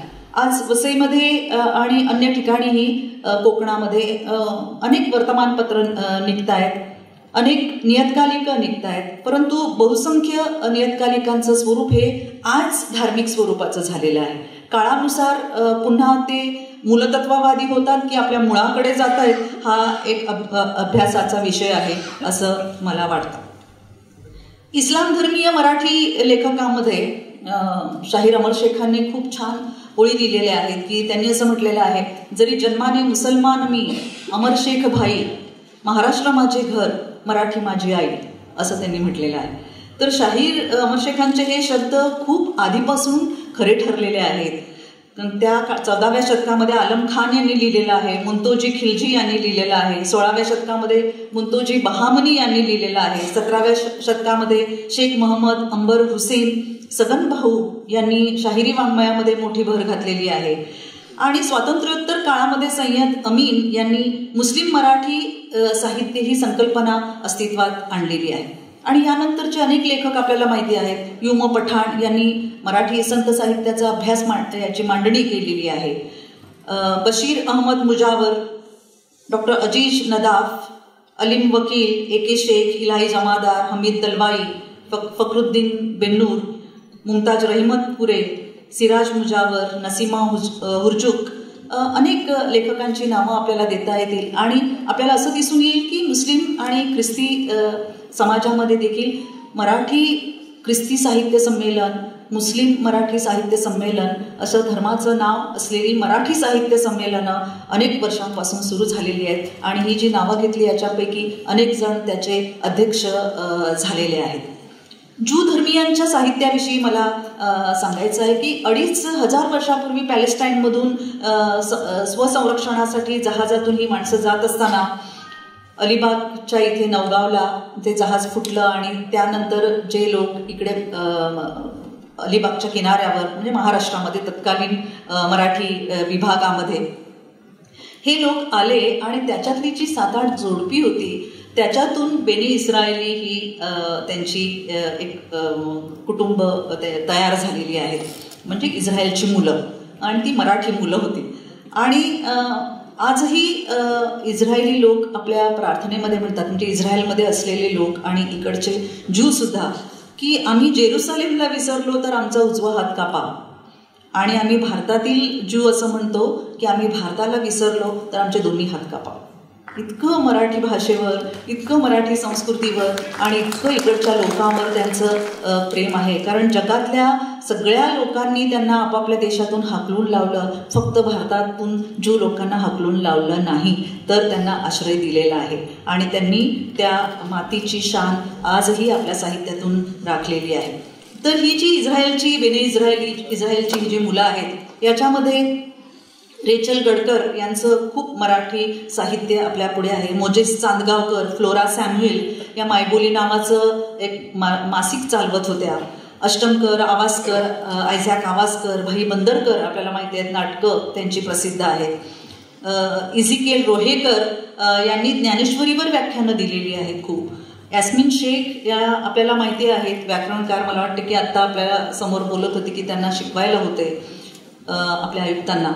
तर यास्मिन शेख या पूर्वीच्या जेरुशा रुबेन आहेत आणि त्यांचा भाषाशास्त्राचा आणि व्याकरणाचा अभ्यास आहे. आणि आज आपल्याला त्यांचं व्याकरणाचं पुस्तक घेतल्याशिवाय मराठीमध्ये पुढे जाता येत नाही, हे वैशिष्ट्य आहे. ग्रंथालयाने ज्ञानयज्ञात इस्रायलची मराठी लेकरं प्रसिद्ध केलेली आहेत. आता शीख धर्मीयांच्यामध्ये अल्पसंख्याक आणि बौद्ध धर्मीयांच्या संदर्भातले त्यांची भाषा इकडचीच असल्या कारणाने मराठी आहे आणि त्यांचं साहित्य आपल्या सर्वांना माहीतच आहे. पण शीख धर्मीय अल्पसंख्याक म्हणून आणि मराठीमध्ये लिहिणारे पण 1-2 जण मला माहिती आहेत. त्याच्यामध्ये जोगिंदर कौर म्हणून यांची माझी भेट झाली होती. मला वाटते कुसुमाग्रजांच्या घरीच एक कवी संमेलन आयोजित केलेलं होतं आणि त्यावेळेला त्या तिकडे आलेल्या होत्या. त्यांचा मराठी कविता संग्रह प्रसिद्ध झालेला आहे आणि आम्ही एका व्यासपीठावरून कवी संमेलन केलेलं आहे. आणि त्याचबरोबर मला वाटतं की पुण्यामध्ये एक असलेले गृहस्थ मला इंग्लंडमध्ये भेटले होते आणि त्यांचं नाव आहे रणजित सिंग अरोरा. ते मराठीमध्ये खूप छान ब्लॉग लेखन करतात आणि अतिशय अप्रतिम सुंदर अशा प्रकारचं मराठी बोलतात. तर अशा पद्धतीने या अनेक धर्मातील लोकांचं मराठीचं हे लेखन जे आहे हे मराठीला, महाराष्ट्राला, मराठी साहित्याला समृद्ध करून गेलेलं आहे. की बघा की आधीच्या काळामध्ये, आरंभीच्या काळामध्ये धर्मप्रसारासाठी सुरू झालेलं हे साहित्य आज केवळ धर्मप्रसारासाठी नाही, धार्मिक स्वरूपाचं आज ख्रिस्ती धार्मिक साहित्य म्हणून वेगळं काढावं लागेल आणि ललित स्वरूपाचं आणि ज्याच्यामध्ये वाङ्मयीन मूल्य आहे अशा प्रकारचं साहित्य आपल्याला वेगळं करावं लागतं. मुस्लिम साहित्य तशा पद्धतीने वेगळं करावं लागतं. ज्यू साहित्य मराठी आपल्याला वेगळं करावं लागतं. तर धार्मिक साहित्य पूर्णपणे वेगळं आहे, पण आज आपण सांस्कृतिक संदर्भ देताना बोलतो आहोत आणि म्हणूनच आपल्याला त्याच्यामधलं सांस्कृतिक मूल्य आणि वाङ्मयीन मूल्य बघण्याची फार आवश्यकता आहे. आणि म्हणून आपापल्या धर्मातील धर्मसंस्थापक वा महात्मा किंवा प्रेषित यांचं जे केंद्रस्थान होतं त्याचं विचलन झालेलं आहे आणि आज अत्यंत वास्तववादी असं या सर्व धर्मियांचं लेखन आपल्या पुढे आलेलं आहे. त्या काळामध्ये जो धर्म आणि भाषा हा जो लेप किंवा जो एक ठसा त्यांना लागलेला होता तो ठसा आता पुसला गेलेला आहे आणि अल्पसंख्याकांकडून त्यांचा न्यूनगंड सुद्धा गळून पडलेला आहे. आज मला आनंद वाटतो सांगण्यासाठी की सिसिलिया कार्व्हालो मराठी साहित्यामध्ये किंवा मराठी म्हणून जेव्हा माझी गणना केली जाते त्याच्यापेक्षा मोठा आनंद कोणताही असू शकत नाही. आज आम्ही जेव्हा मराठी आमची मातृभाषा असं सांगतो त्यावेळेला खरं म्हणजे आपण बोलींवर अन्याय करतो. वेगवेगळ्या मराठीच्या हजारो बोली आहेत आणि आज म्हणजे हे गणेश देवींनी सांगितलेलं होतं की आपण जेव्हा असं म्हणतो की तुमची मातृभाषा कोणती तर आपण असं म्हणतो की मराठी आहे, पण त्यावेळेला आपण आपली बोली सांगत नाही. तर आम्ही वाडवळी सामवेदी अशा बोलींची नावं आहेत आमच्याकडे, कोळी ईस्ट इंडियन अशा प्रकारच्या बोली आहेत वसईमध्ये, वेगवेगळ्या मराठीच्या बोली आहेत आणि इतकी सुंदर अशा प्रकारची आणि इतकी लढिवाळ अशा प्रकारची ती भाषा आहे. आणि त्यामुळे आज मला जर कोणी विचारलं की तुझी मातृभाषा कोणती तर मग मी वाडवळी आहे माझी मातृभाषा असं सांगते. म्हणजे मराठीमध्ये आणखीन एका बोलीची भर त्याच्यामध्ये पडते. आणि म्हणून मुंबई विद्यापीठामध्ये मी बोली अभ्यास मंडळाचे अध्यक्ष असताना मी बोलींचा अभ्यास विद्यार्थ्यांना लावला होता आणि तो विद्यार्थ्यांना त्या द्वितीय वर्ष कलेच्या मानव्य विभागाच्या मुलांना विद्यार्थ्यांना इतका आवडला की त्यांना असं वाटत होतं की आगरी ही माझी भाषा आहे, मालवणी ही माझी भाषा आहे, वाडवळी ही माझी भाषा आहे. आणि भाषा ही नेहमी भावना असते आणि ती भावना समजून घेणं, मग त्याच्यासाठी कोणता धर्म आहे त्या धर्माला महत्त्व राहत नाही, त्या धर्मातून मिळालेली मूल्य महत्त्वाची आहेत. धर्म माणसापेक्षा मोठा असू शकत नाही आणि त्यामुळे ही मूल्य महत्त्वाची असतात आणि आपल्या भाषेतून आपल्या बोलीतून आपण मूल्य कोणती देत असतो ते आपण ते आपल्या साहित्यातून प्रतीत होतं. आणि पूर्वीचं जे म्हणजे तुझी भाषा मराठी कशी काय, तुझी भाषा वाडवळी कशी काय, तुझी भाषा इंग्रजी नाही का, तू इंग्रजी का नाही बोलू शकत, तर तो जो न्यूनगंड होता तो आता गळून पडलेला आहे. आणि तसं बोलल्यानंतर जो एक तणाव यायचा पूर्वी आजही काही लोकांच्यावर, तो तणावही आता येत नाही. आता आपण सन्मानाने सांगतो की आमची मायबोली ही मराठी आहे किंवा आपापल्या वेगवेगळ्या बोलींची नावं आपण सांगू लागतो. तर एकेका समाजात आणि विविध काळामध्ये विविध मूल्य घेऊन जगणारे हे लेखक मराठी साहित्याला आणि एकूणच महाराष्ट्राला आणि भारत देशाला समृद्ध करणारे असे आहेत. म्हणजे आज एक रंग असं जे म्हटलं जातं त्या रंगाच्या पलीकडे जाऊन या बोलींचे वेगवेगळे रंग आहेत ते सुद्धा मराठीमधून कसे दिसून येतात ते पाहणं सगळ्याच बाबतीमध्ये अतिशय महत्त्वाचं आहे. कारण सगळ्यांच्या पायाखालची माती एकच आहे आणि त्या मातीतच उगवलेलं अन्न सगळेजण खात असतो आणि सगळ्यांचा अवकाश एक आहे, पंचमहाभूत ही एक आहेत आणि त्यावर राहणारे आपण सर्वजण एकच असतो. आणि आज सर्व या अशा प्रकारच्या साहित्यातून मानवतावादाचा जो पुरस्कार केला जातो तो मला अत्यंत सन्मानाचा वाटतो आणि मला असं वाटतं की त्यामुळे महाराष्ट्र जास्त संपन्न होईल, मराठी भाषा जास्त श्रीमंत होईल आणि मराठी भाषा श्रीमंत झाली की आपण सुद्धा मनाने खूप श्रीमंत होऊ. धन्यवाद. बोलीभाषेतल्या विविधतातील एकता ही मराठी भाषेला अधिक समृद्ध करत जाईल आणि आपणही अधिक समृद्ध होऊ अशा प्रकारचा विश्वास या निमित्तानं सन्माननीय कवयित्री डॉक्टर सिसिलिया कार्व्हालो यांनी व्यक्त केलेला आहे. आज या तिसऱ्या सत्राचं अध्यक्षस्थान आदरणीय विजय कोळेकर सरांसारखं अतिशय महत्त्वाचं मराठी साहित्यातलं आणि एकंदरीतच पत्रकारितेतलं भूषवत आहे. साहित्यिक, कवी, व्याख्याते, पत्रकार संपादक आणि राज्याचे माजी माहिती आयुक्त अशा विविध क्षेत्रामध्ये कोळेकर सरांचा स्वतंत्र ठसा उमटलेला आपल्याला दिसून येतो. 50हून अधिक वर्ष पत्रकारितेत कार्यरत असणं हे व्यक्तिमत्व पुढारीपासून सुरुवात करत केसरीचे उपसंपादक, सकाळ पुणे, सकाळ कोल्हापूर, संपूर्ण वृत्तपत्र सकाळ समूह याचे मुख्य संपादक, त्याचप्रमाणे लोकसत्ताचे संपादकीय सल्लागार, लोकमतचे समूह संपादक, मुख्य संपादक, झी 24 तास वृत्तवाहिनीचे मुख्य संपादक, झी मराठी दिशा साप्ताहिकाचे मुख्य संपादक, अशा मुद्रित आणि दूरचित्रवाहिनी अशा दोन्ही माध्यमांना स्पर्श करणारे हे व्यक्तिमत्व आहे. कथा, कादंबरी, ललित गद्य, नाटक, ऐतिहासिक चरित्रात्मक लेखन, सामाजिक लेखन, कविता, गीत अशा विविधांगी स्वरूपानं त्यांचं लेखन फुललेलं दिसून येतं.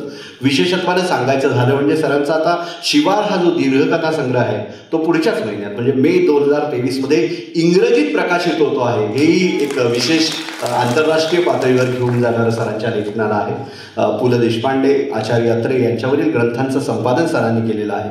आजच्या परिसंवादाच्या निमित्तानं एक विशेष सांगायचं म्हणजे मराठी भाषा संचित नव्या दिशा ह्या ग्रंथाचं संपादन देखील सरांनी केलेलं आहे.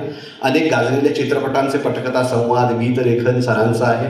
त्यातही अनेक पुरस्कार सरांना प्राप्त झालेले आहेत. त्याची यादी इतकी मोठी आहे की 8 पानी यादी पुरस्कारांची आहे सरांच्या. त्यामध्ये एक विशेषत्वानं नमूद करण्यासारखा पुरस्कार म्हणजे 1997ला आलेला जो रावसाहेब चित्रपट आहे त्या चित्रपटासाठी सर्वोत्कृष्ट कथा, सर्वोत्कृष्ट पटकथा, सर्वोत्कृष्ट संवाद आणि सर्वोत्कृष्ट गीतकार असे 4 राज्यस्तरीय पुरस्कार सरांना त्यासाठी प्राप्त झालेले आहेत. नाट्यलेखनातही मातेब्बरी सरांचे आहे. सध्या त्यांचं गाजणारं नाटक ऋषिकेश जोशींनी दिग्दर्शित केलेलं आणि संतोष पवार आणि भार्गवी चिरमुले यांच्या अभिनयानं सजलेलं येतोय तो खातोय सध्या हे मुक्त नाट्य अतिशय लोकप्रिय होताना दिसतं आहे.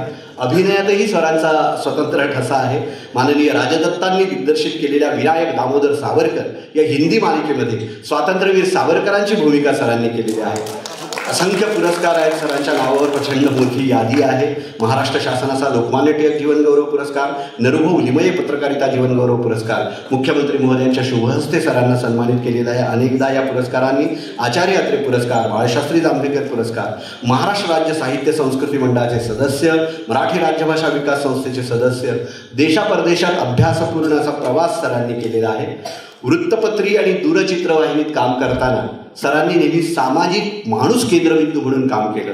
तेच सूत्र राज्याचे माहिती आयुक्तपद भूषविताना सरांनी पाळलं आणि निश्चितच सामान्य माणसाशी जुळलेली, साहित्याशी जुळलेली जी सरांची नाळ आहे ती आज या निमित्तानं अभिव्यक्त होते आहे. साहित्य संस्कृती वैभवचं अध्यक्षीय मनोगत व्यक्त करतात.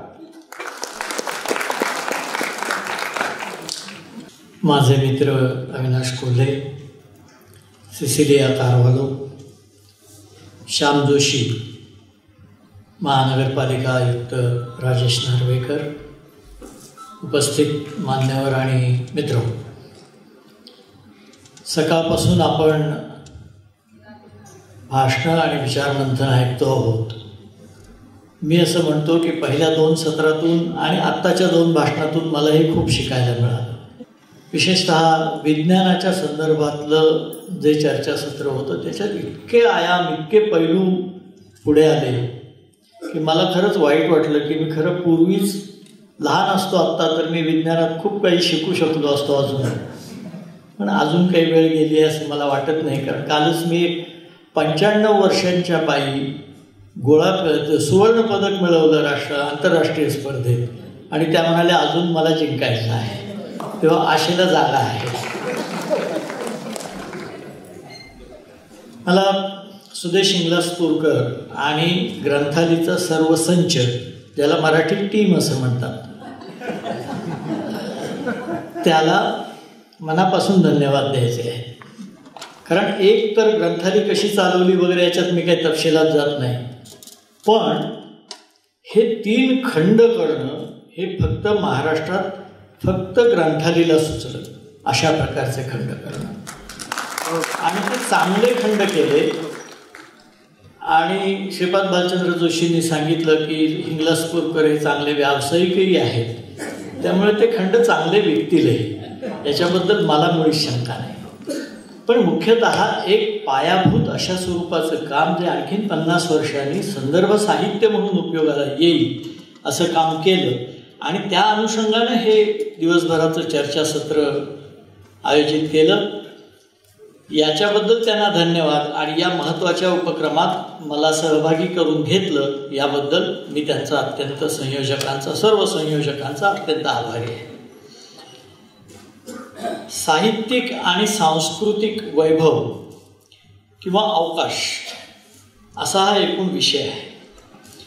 तर खरं सांगायचं तर मी अनेक गोष्टी केलेल्या आहेत, आपण परिचयात सांगितलं. पण ही कशा दृष्टीनं आपण पाहतो याच्यावरती खूप गोष्टी अवलंबून असतात. आता हे म्हणाले यांनी हे केलंय ते केलंय, कौतुकानं बोलले.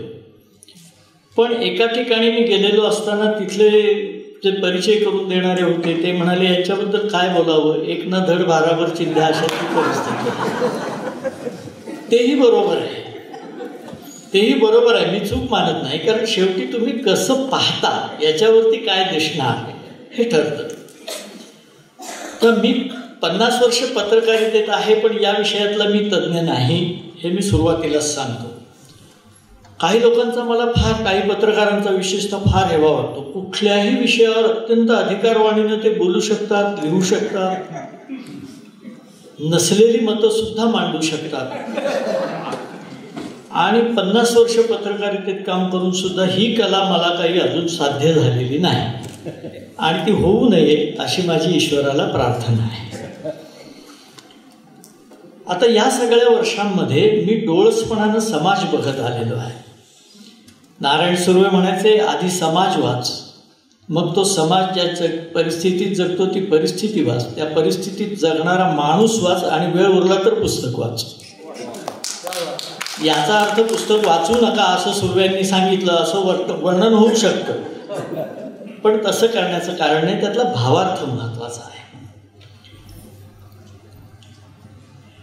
एका गोष्टीचा उल्लेख इथं केला पाहिजे. लॉर्ड मेकॉलेचा उल्लेख झाला मग. अशी भाषा मेली, कुसुमाग्रजांनी जे म्हटलं की भाषा मरता देशही मरतो, संस्कृतीचाही दिवा विझे, गुलाम भाषक होऊ न आपुल्या, प्रगतीचे शिर कापू नका.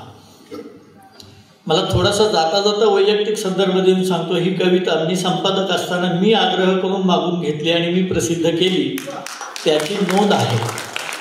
मी नोंदीशिवाय न बोलणं बरं म्हणून मी सांगितलं. पण भाषा ही संस्कृतीची वाहक असते असं आपण मानतो.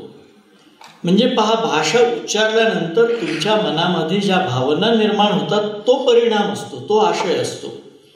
जर तुम्ही मारुती म्हणालात तर तुमच्या माझ्या मनात निर्माण होणारी भावना वेगळी असते आणि तेच मंकी गॉड म्हटल्यानंतर निर्माण होणारी भावना वेगळी असते.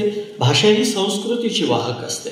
आणि म्हणून मेकॉलेनं असं म्हटलं आणि ब्रिटिशांनी असा उल्लेख केला की भारतावर अधिराज्य गाजवायचं असेल तर इथली संस्कृती नष्ट केली पाहिजे, आणि इथली संस्कृती नष्ट करायची तर इथलं शिक्षण नष्ट केलं पाहिजे. काही लोक असं मानतात की ब्रिटिशांनी भारतात शिक्षण आणलं. त्यांच्यासाठी धर्मपाल नावाच्या ग्रस्थांनी केलेले खंड आपण वाचण्यासारखे आहे. गांधीजी त्यांना एकदा म्हणाले की Britishers have destroyed the beautiful tree of education in India. धर्मपालना प्रश्न पडला की ब्रिटिशांनी शिक्षण आणलं असं आपण म्हणतो आणि गांधीजी तर म्हणतात की भारताचं शिक्षणाचं इतकं सुंदर वृक्ष ब्रिटिशांनी नष्ट केला. आणि त्यांनी अभ्यास केला आणि त्यांनी जे लिहिलेले खंड आहेत ते आपण वाचा, विशेषतः शिक्षणावरचा खंड वाचा. त्याच्यात आपल्या असं लक्षात येईल की इथे शिक्षण होतं, केवळ 4 जातीचेच लोक शिकत होते असं नाही, किंबहुना शिक्षणात अस्पृश्यता नव्हती. एका वर्गामध्ये सर्व प्रकारची मुलं एकमेका शेजारी बसत असत. इतकंच नव्हे तर शिकवण्यामध्ये स्त्रिया सुद्धा होत्या. म्हणजे शिकण्यामध्ये तर मुली होत्याच, पण शिकवण्यातही स्त्रिया होत्या असं धर्मपालांनी. आणि हे तेव्हाच्या मद्रास प्रांतातलं विशेषतः चित्र आहे. धर्मपालांनी याचे सर्व पुरावे, सर्व ब्रिटिशांचीच कागदपत्र देऊन सगळा तपशील दिलेला आहे. हा मुद्दाम.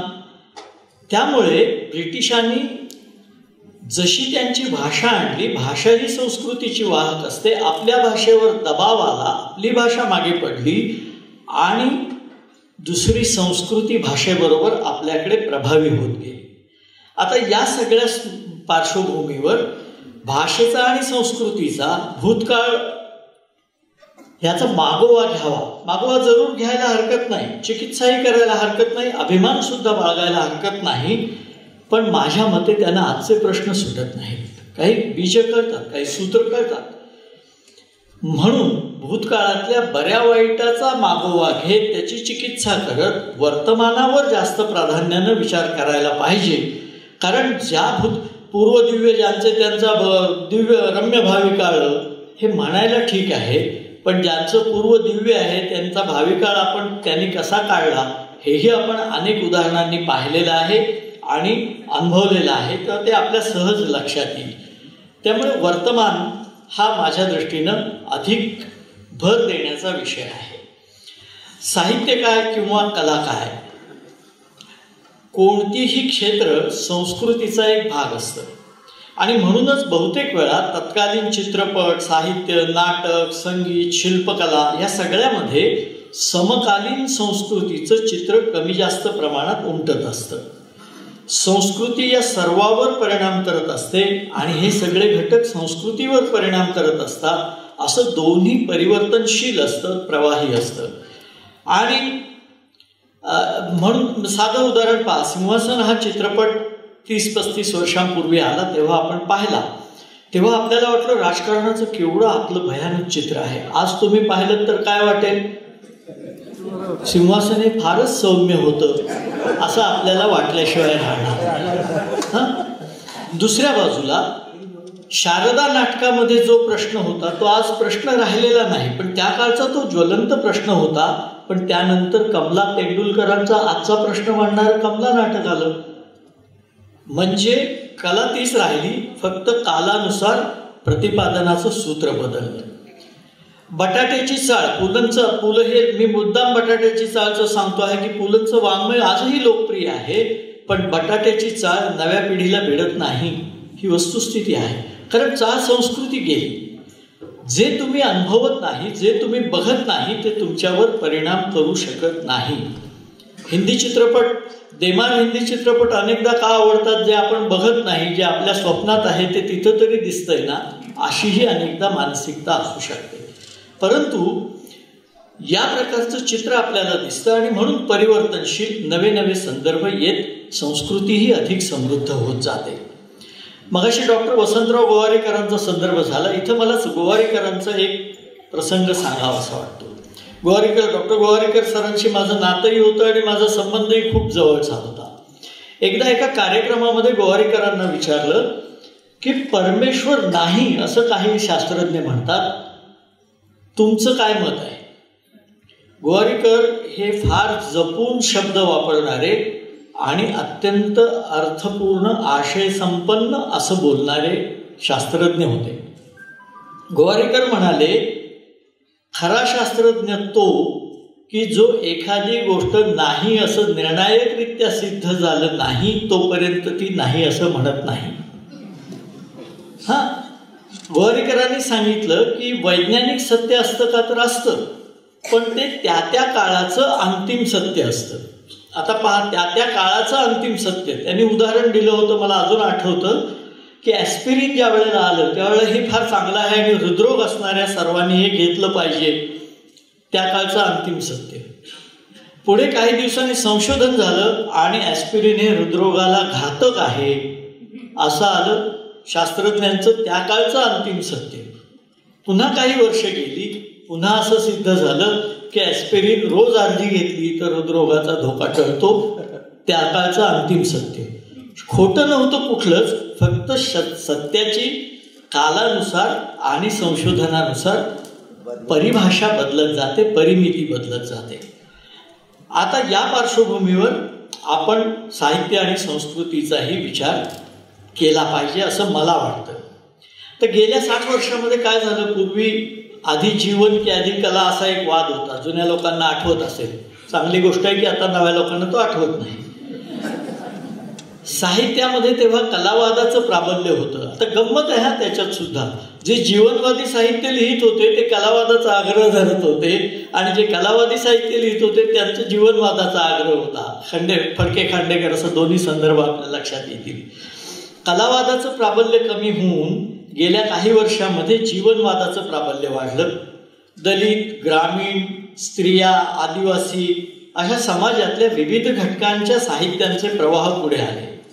कविता तर उदंड लिहिली जायला लागली, पण याच वेळेला कथांचं प्रमाण कमी झालं, ज्याचा उल्लेख कथा कादंबरीच्या संदर्भात अविनाशने फार चांगला केला. कथांचं प्रमाण कमी झालं, विनोद रोडावला आणि आत्ता विनोद म्हणून जे वाहिन्यांवर दाखवलं जातं ते हास्यास्पद आहे, विनोद नव्हे. हास्यास्पदता आणि विनोद याच्यात थोडा आपण फरक करायला शिकलं पाहिजे मराठीवर प्रेम असेल तर. विनोद रोडावला. ललित लेख, ललित बंध हा पूर्वी एक अतिशय उत्तम प्रकार होता. तो जवळजवळ अस्तंगत झाल्यासारखी आज परिस्थिती आहे. आणि आत्मकथन किंवा चरित्र हा प्रकार मात्र जोमानं पुढे आला.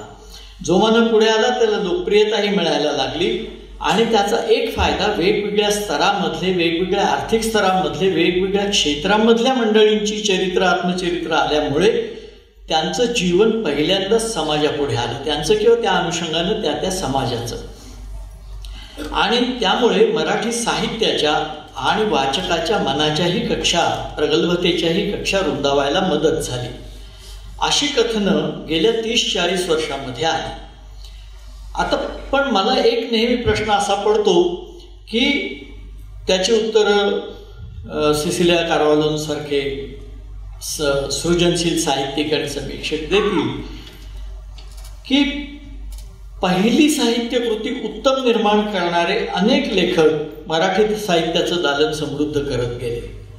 पण त्यांनी अपेक्षा उंचावल्या, पण त्यानंतर सातत्यानं आणि दीर्घकालीन अशी सकस कामगिरी करणारे फार मर्यादित लोक राहिले. असं का घडलं असेल हे मला कळत नाही. त्यांच्या कामगिरीचं मोल त्यामुळे कमी होतं असं नाही, मोल राहतच.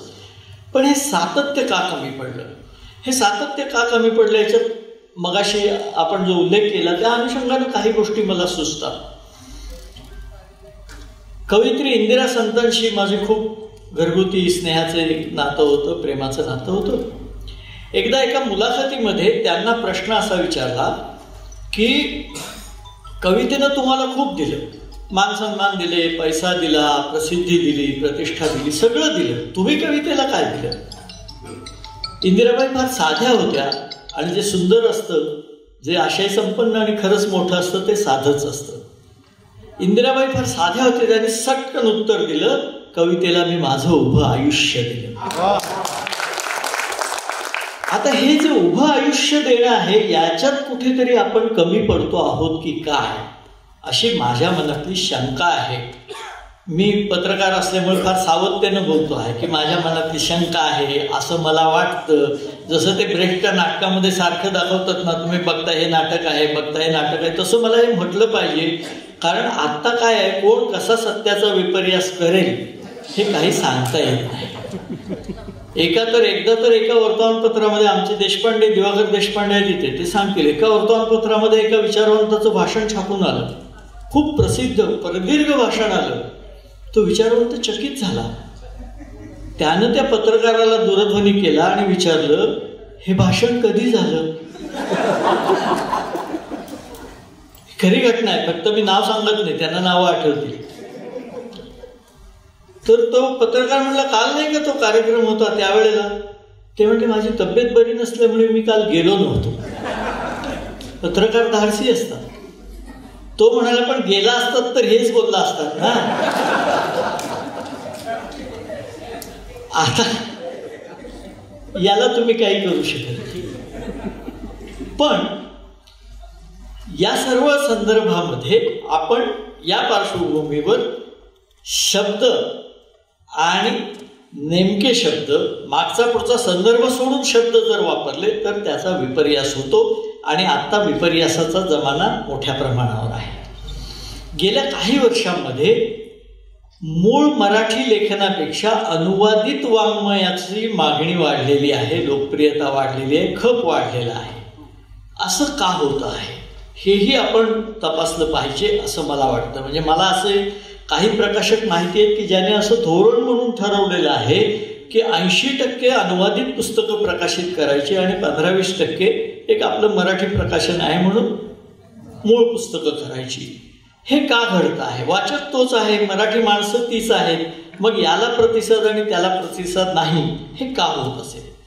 आता या सर्व काळामध्ये नाटक चित्रपटामध्येही नवं वारं आलं, नवे प्रयोग झाले. पण 40-45 वर्षांपूर्वी केलेल्या कामगिरीमुळे त्यांचं जे स्थान होतं ते आपण म्हणालात त्याप्रमाणे पुढे क्षीण होत गेलेलं दिसतं. आज प्रायोगिक रंगभूमी अतिशय मर्यादित कसं बसं अस्तित्व टिकवून आहे. मराठी चित्रपट मात्र गाजणारे काही अपवाद सोडले तर चांगले आहेत. नवे प्रयोग नवी मंडळी खूप करत आहेत. त्यांना प्रतिसाद आपण दिला पाहिजे असं मला वाटतं. समीक्षेच्या बाबतीमध्ये आपण उल्लेख केला की समीक्षा म्हणजे श्रीपाद भालचंद्र जोशी हे कसं आहे, थेट एकदम गोळीच घालतात की संपली समीक्षा आहेच कुठे. माझं तसं म्हणणं नाही, समीक्षा आहे, पण एक समीक्षा अशी असते की जी लेखकाला सुद्धा प्रतिकूल टीका केल्यानंतर सुद्धा विचार करायला लावणारी समीक्षा असते आणि वाचकाच्या जाणीवा विस्तारित करणारी, जाणीवा समृद्ध करणारी समीक्षा असते. अशी समीक्षा आपल्याला किती दिसते, त्यातली मतं पटोत न पटोत, पण समीक्षा किती दिसते हा माझ्या पुढचा प्रश्न आहे. या पार्श्वभूमीवर वर्तमानपत्रामध्ये मला कधी कधी मला कौतुक वाटतं, मी 50 वर्षात हे करू शकलो नाही. काही ठिकाणी दर आठवड्याला एक महान प्रतिभावंत निर्माण होतो.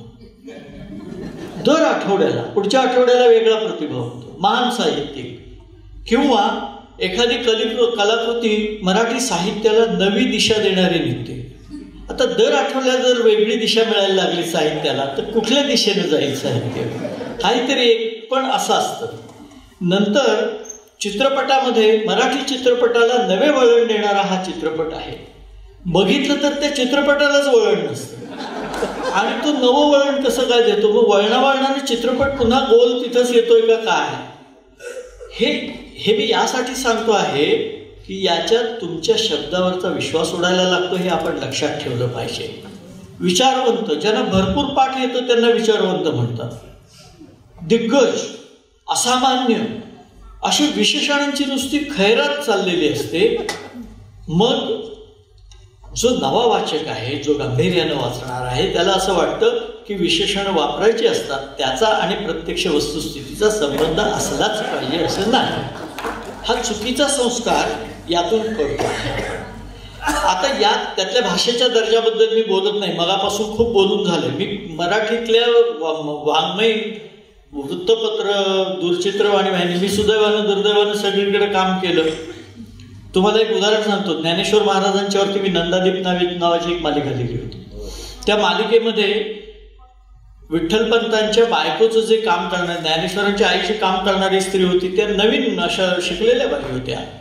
तर माझं वाक्य असं, म्हणजे विठ्ठलपंत गावाला गेलेले आहेत, ते परत येणार आहेत आणि त्यांची आई म्हणजे त्यांची आई वडिलांना म्हणजे बायको नवऱ्याला सांगते आहे, आपण मुळीच चिंता करू नये, आपला विठ्ठल परत येईल याची माझे मन मज ग्वाही देते आहे, असं वाक्य होतं. हा एक तत्कालीन थोडा काळाचा स्पर्श देण्याचा प्रयत्न होता.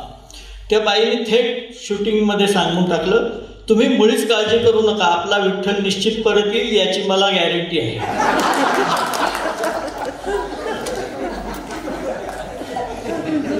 आता मी त्यांना म्हटलं, अहो गॅरंटी नाही हो, मी काकुळतीला. त्या काय म्हणाले माहितीये, तुम्हाला म्हणायचं ते ह्यातच आलं ना. जेव्हा आपण म्हणतो की कळल्याशी कारण हे बरोबर आहे, पण काळानुसार कळावं हे पण अपेक्षित आहे ना भाषेमध्ये. त्यामुळे या प्रकारची मराठीतली मी खूप उदाहरणं देईन. जाहिरातीबद्दल तर मी फार बोलतच नाही. एक पूर्ण पान अशी जाहिरात होती एका साबणाची, मनातला सगळा मल नष्ट करणारा साबण.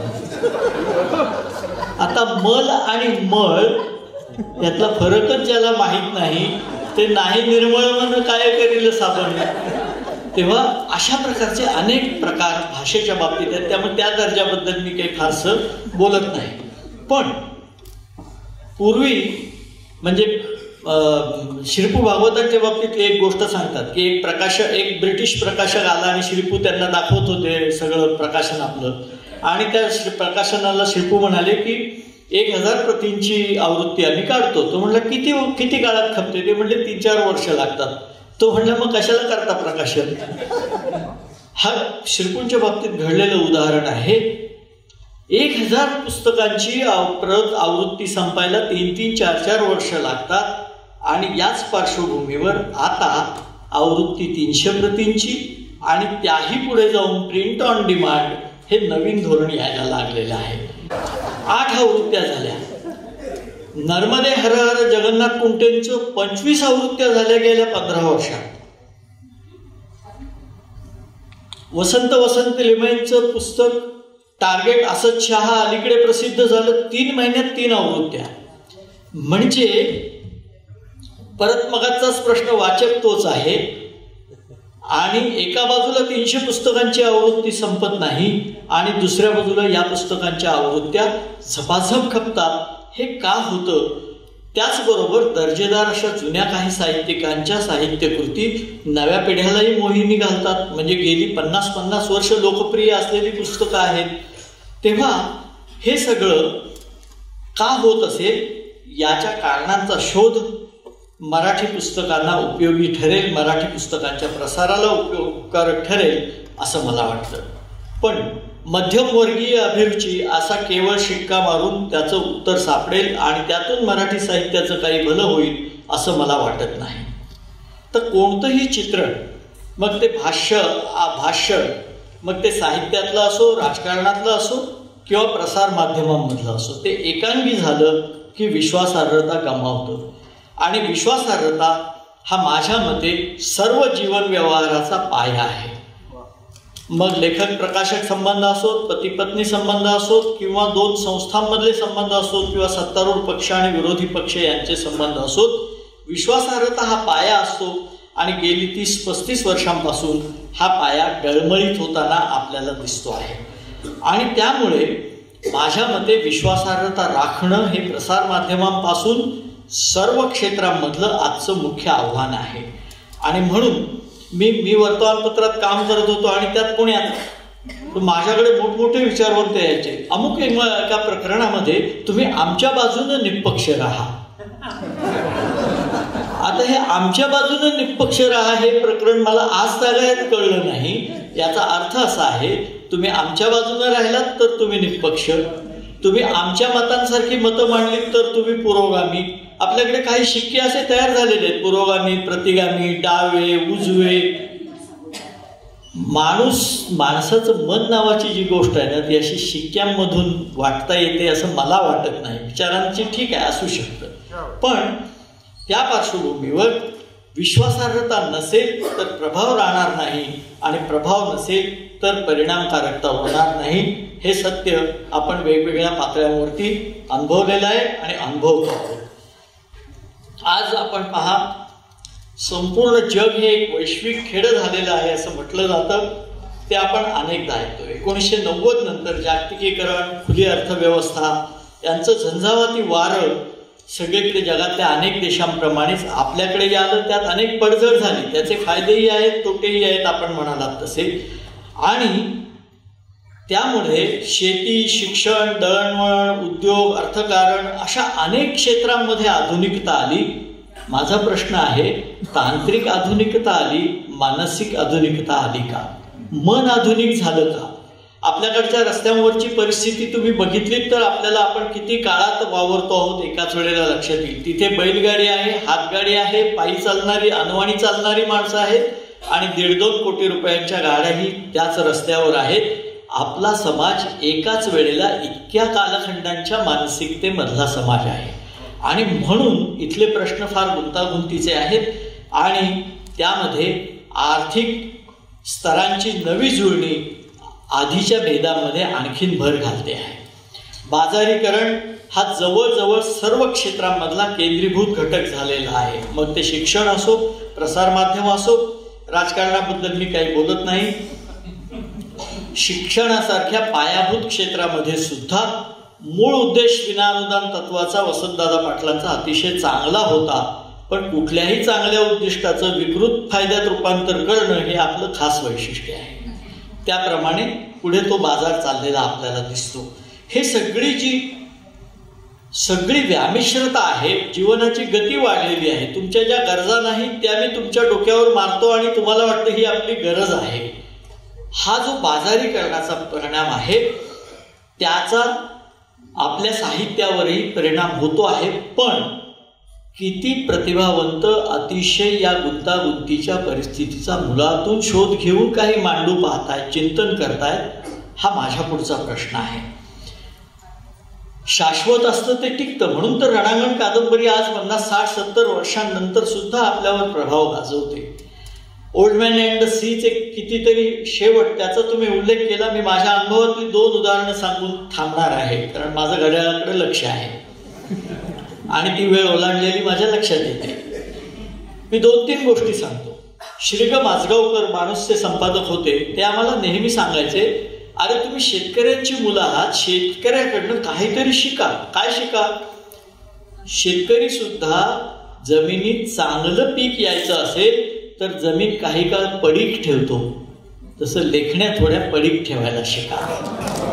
हे फार महत्वाचं आहे. आता उलट नाही हा, म्हणजे ज्यांनी काहीच लिहिलं नाही ते फार मोठे प्रतिभावंत आहेत असं त्याचा अर्थ कृपा करून काढू नका.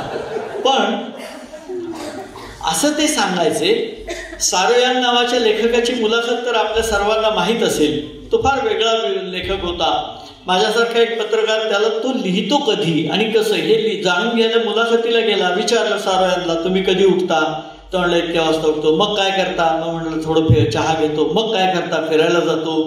मग काय करता? आल्यावर वर्तमानपत्र वाचतो. मग काय करता? ब्रेकफास्ट करतो. त्याला वाटलं आता हा लिहायला बसेल.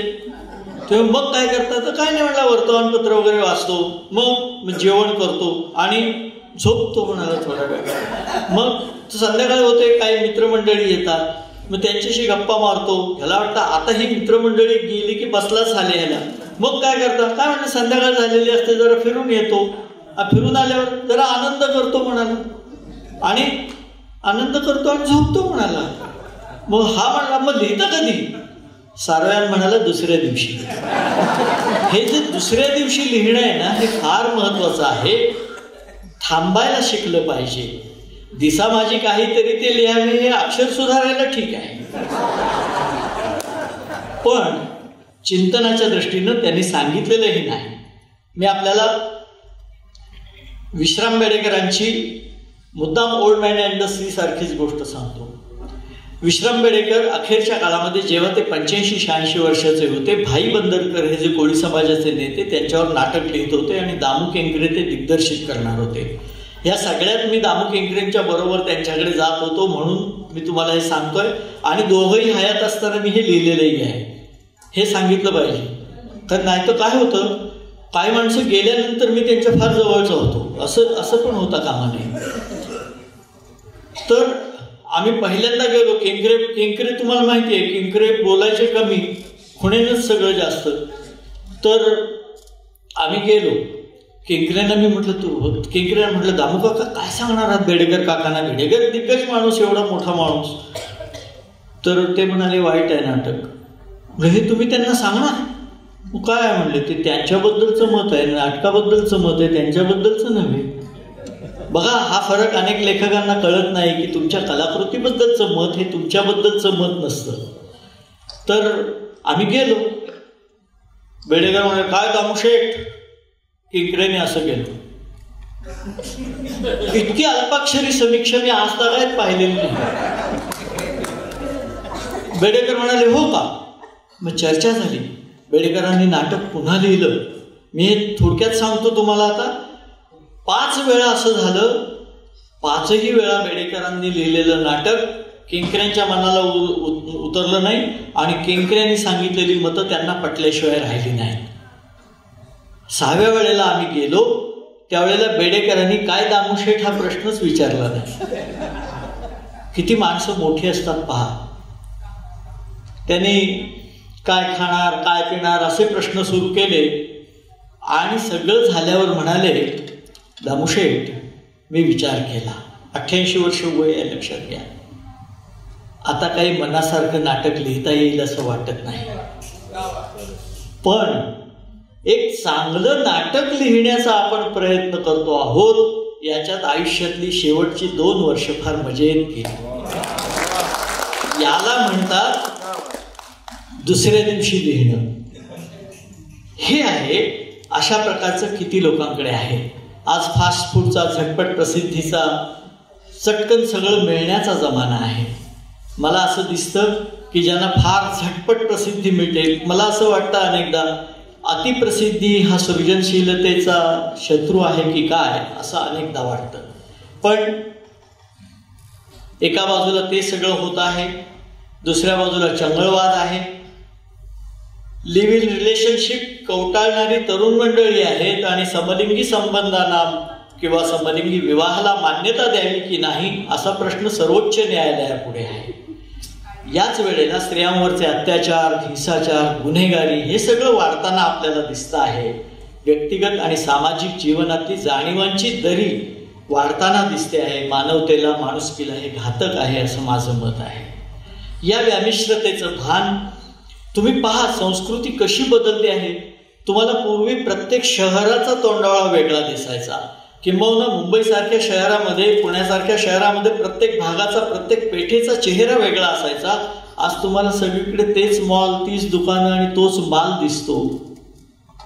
हे संस्कृतीचं सपाटीकरण आहे, समानता नव्हे. आणि यात आपण आपली विविधता गमावून बसतो आहोत. आणि या पार्श्वभूमीवर मी म्हटलं तसं शिक्षणाचा प्रसार वाढला, पण दर्जा वाढला का याच्याबद्दल प्रश्नचिन्ह आहे. मगाशी मी काही उदाहरणं सांगितली त्याची, पण मी त्या आता तपशिलात जात नाही. या पार्श्वभूमीवर केंद्र सरकारनं आणलेलं नवीन शैक्षणिक धोरण अनेक अर्थानं देशी भाषांना आणि देशी प्रतिभांना उत्तेजन देणारं आहे, प्रोत्साहन देणारं आहे. आणि माझ्या मते त्याला भारतीयपणाचा आणि भारतीय संस्कृतीचा चेहरा देणं ही स्वागतार्ह गोष्ट आहे. पण हा चेहरा शेवटी धोरण कागदावर राहिलं, अंमलात आणणारं मनुष्यबळ, त्याची मानसिकता कशी तयार करायची हे माझ्या मते मोठं आव्हान आहे. आज शेतकऱ्यांचे प्रश्न, सगळे अनेक गोष्टी आहेत. राजकारणाचं गुन्हेगारीकरण वाढलेलं आहे. शेवटी ही सगळी क्षेत्र मिळून संस्कृती होत असते हे जर पाहिलं तर आपल्या लक्षात येईल. मी वृत्तपत्रांचं मध्यंतरी विश्लेषण केलं होतं, तर मला असं लक्षात आलं की साधारणपणे राजकारणाला 80% जागा दिली जाते. मी म्हटलं बरोबर आहे, माझं चुकलं. मी म्हटलं विश्लेषणाच्या सोयीसाठी वेगळी मांडलेली आहे, त्याच्या पलीकडे काही नाही. तात्पर्य असं 90-95% याला आहे. आणि आता फॅशन, अमुक तमुक हे सगळं आहे. शेती, विज्ञान, ज्याचा आपण उल्लेख केला की विज्ञानाची पुरवणी चालू असलेली बंद झालेली आज नाही. शेती, विज्ञान, शिक्षणातले नवे प्रयोग, ग्रामीण भागात होणारं स्थित्यंतर, या सगळ्याला जागाच नाही आहे. हा आपल्या जीवनातला प्राधान्यक्रम आहे का? याचं कारण सत्तेला महत्व आलं, संपत्तीला महत्व आलं. आणि प्रतिभावंत ज्या वेळेला सत्ता संपत्ती पुढे झुकायला लागतात तेव्हा संस्कृतीचा ऱ्हास अटळ असतो.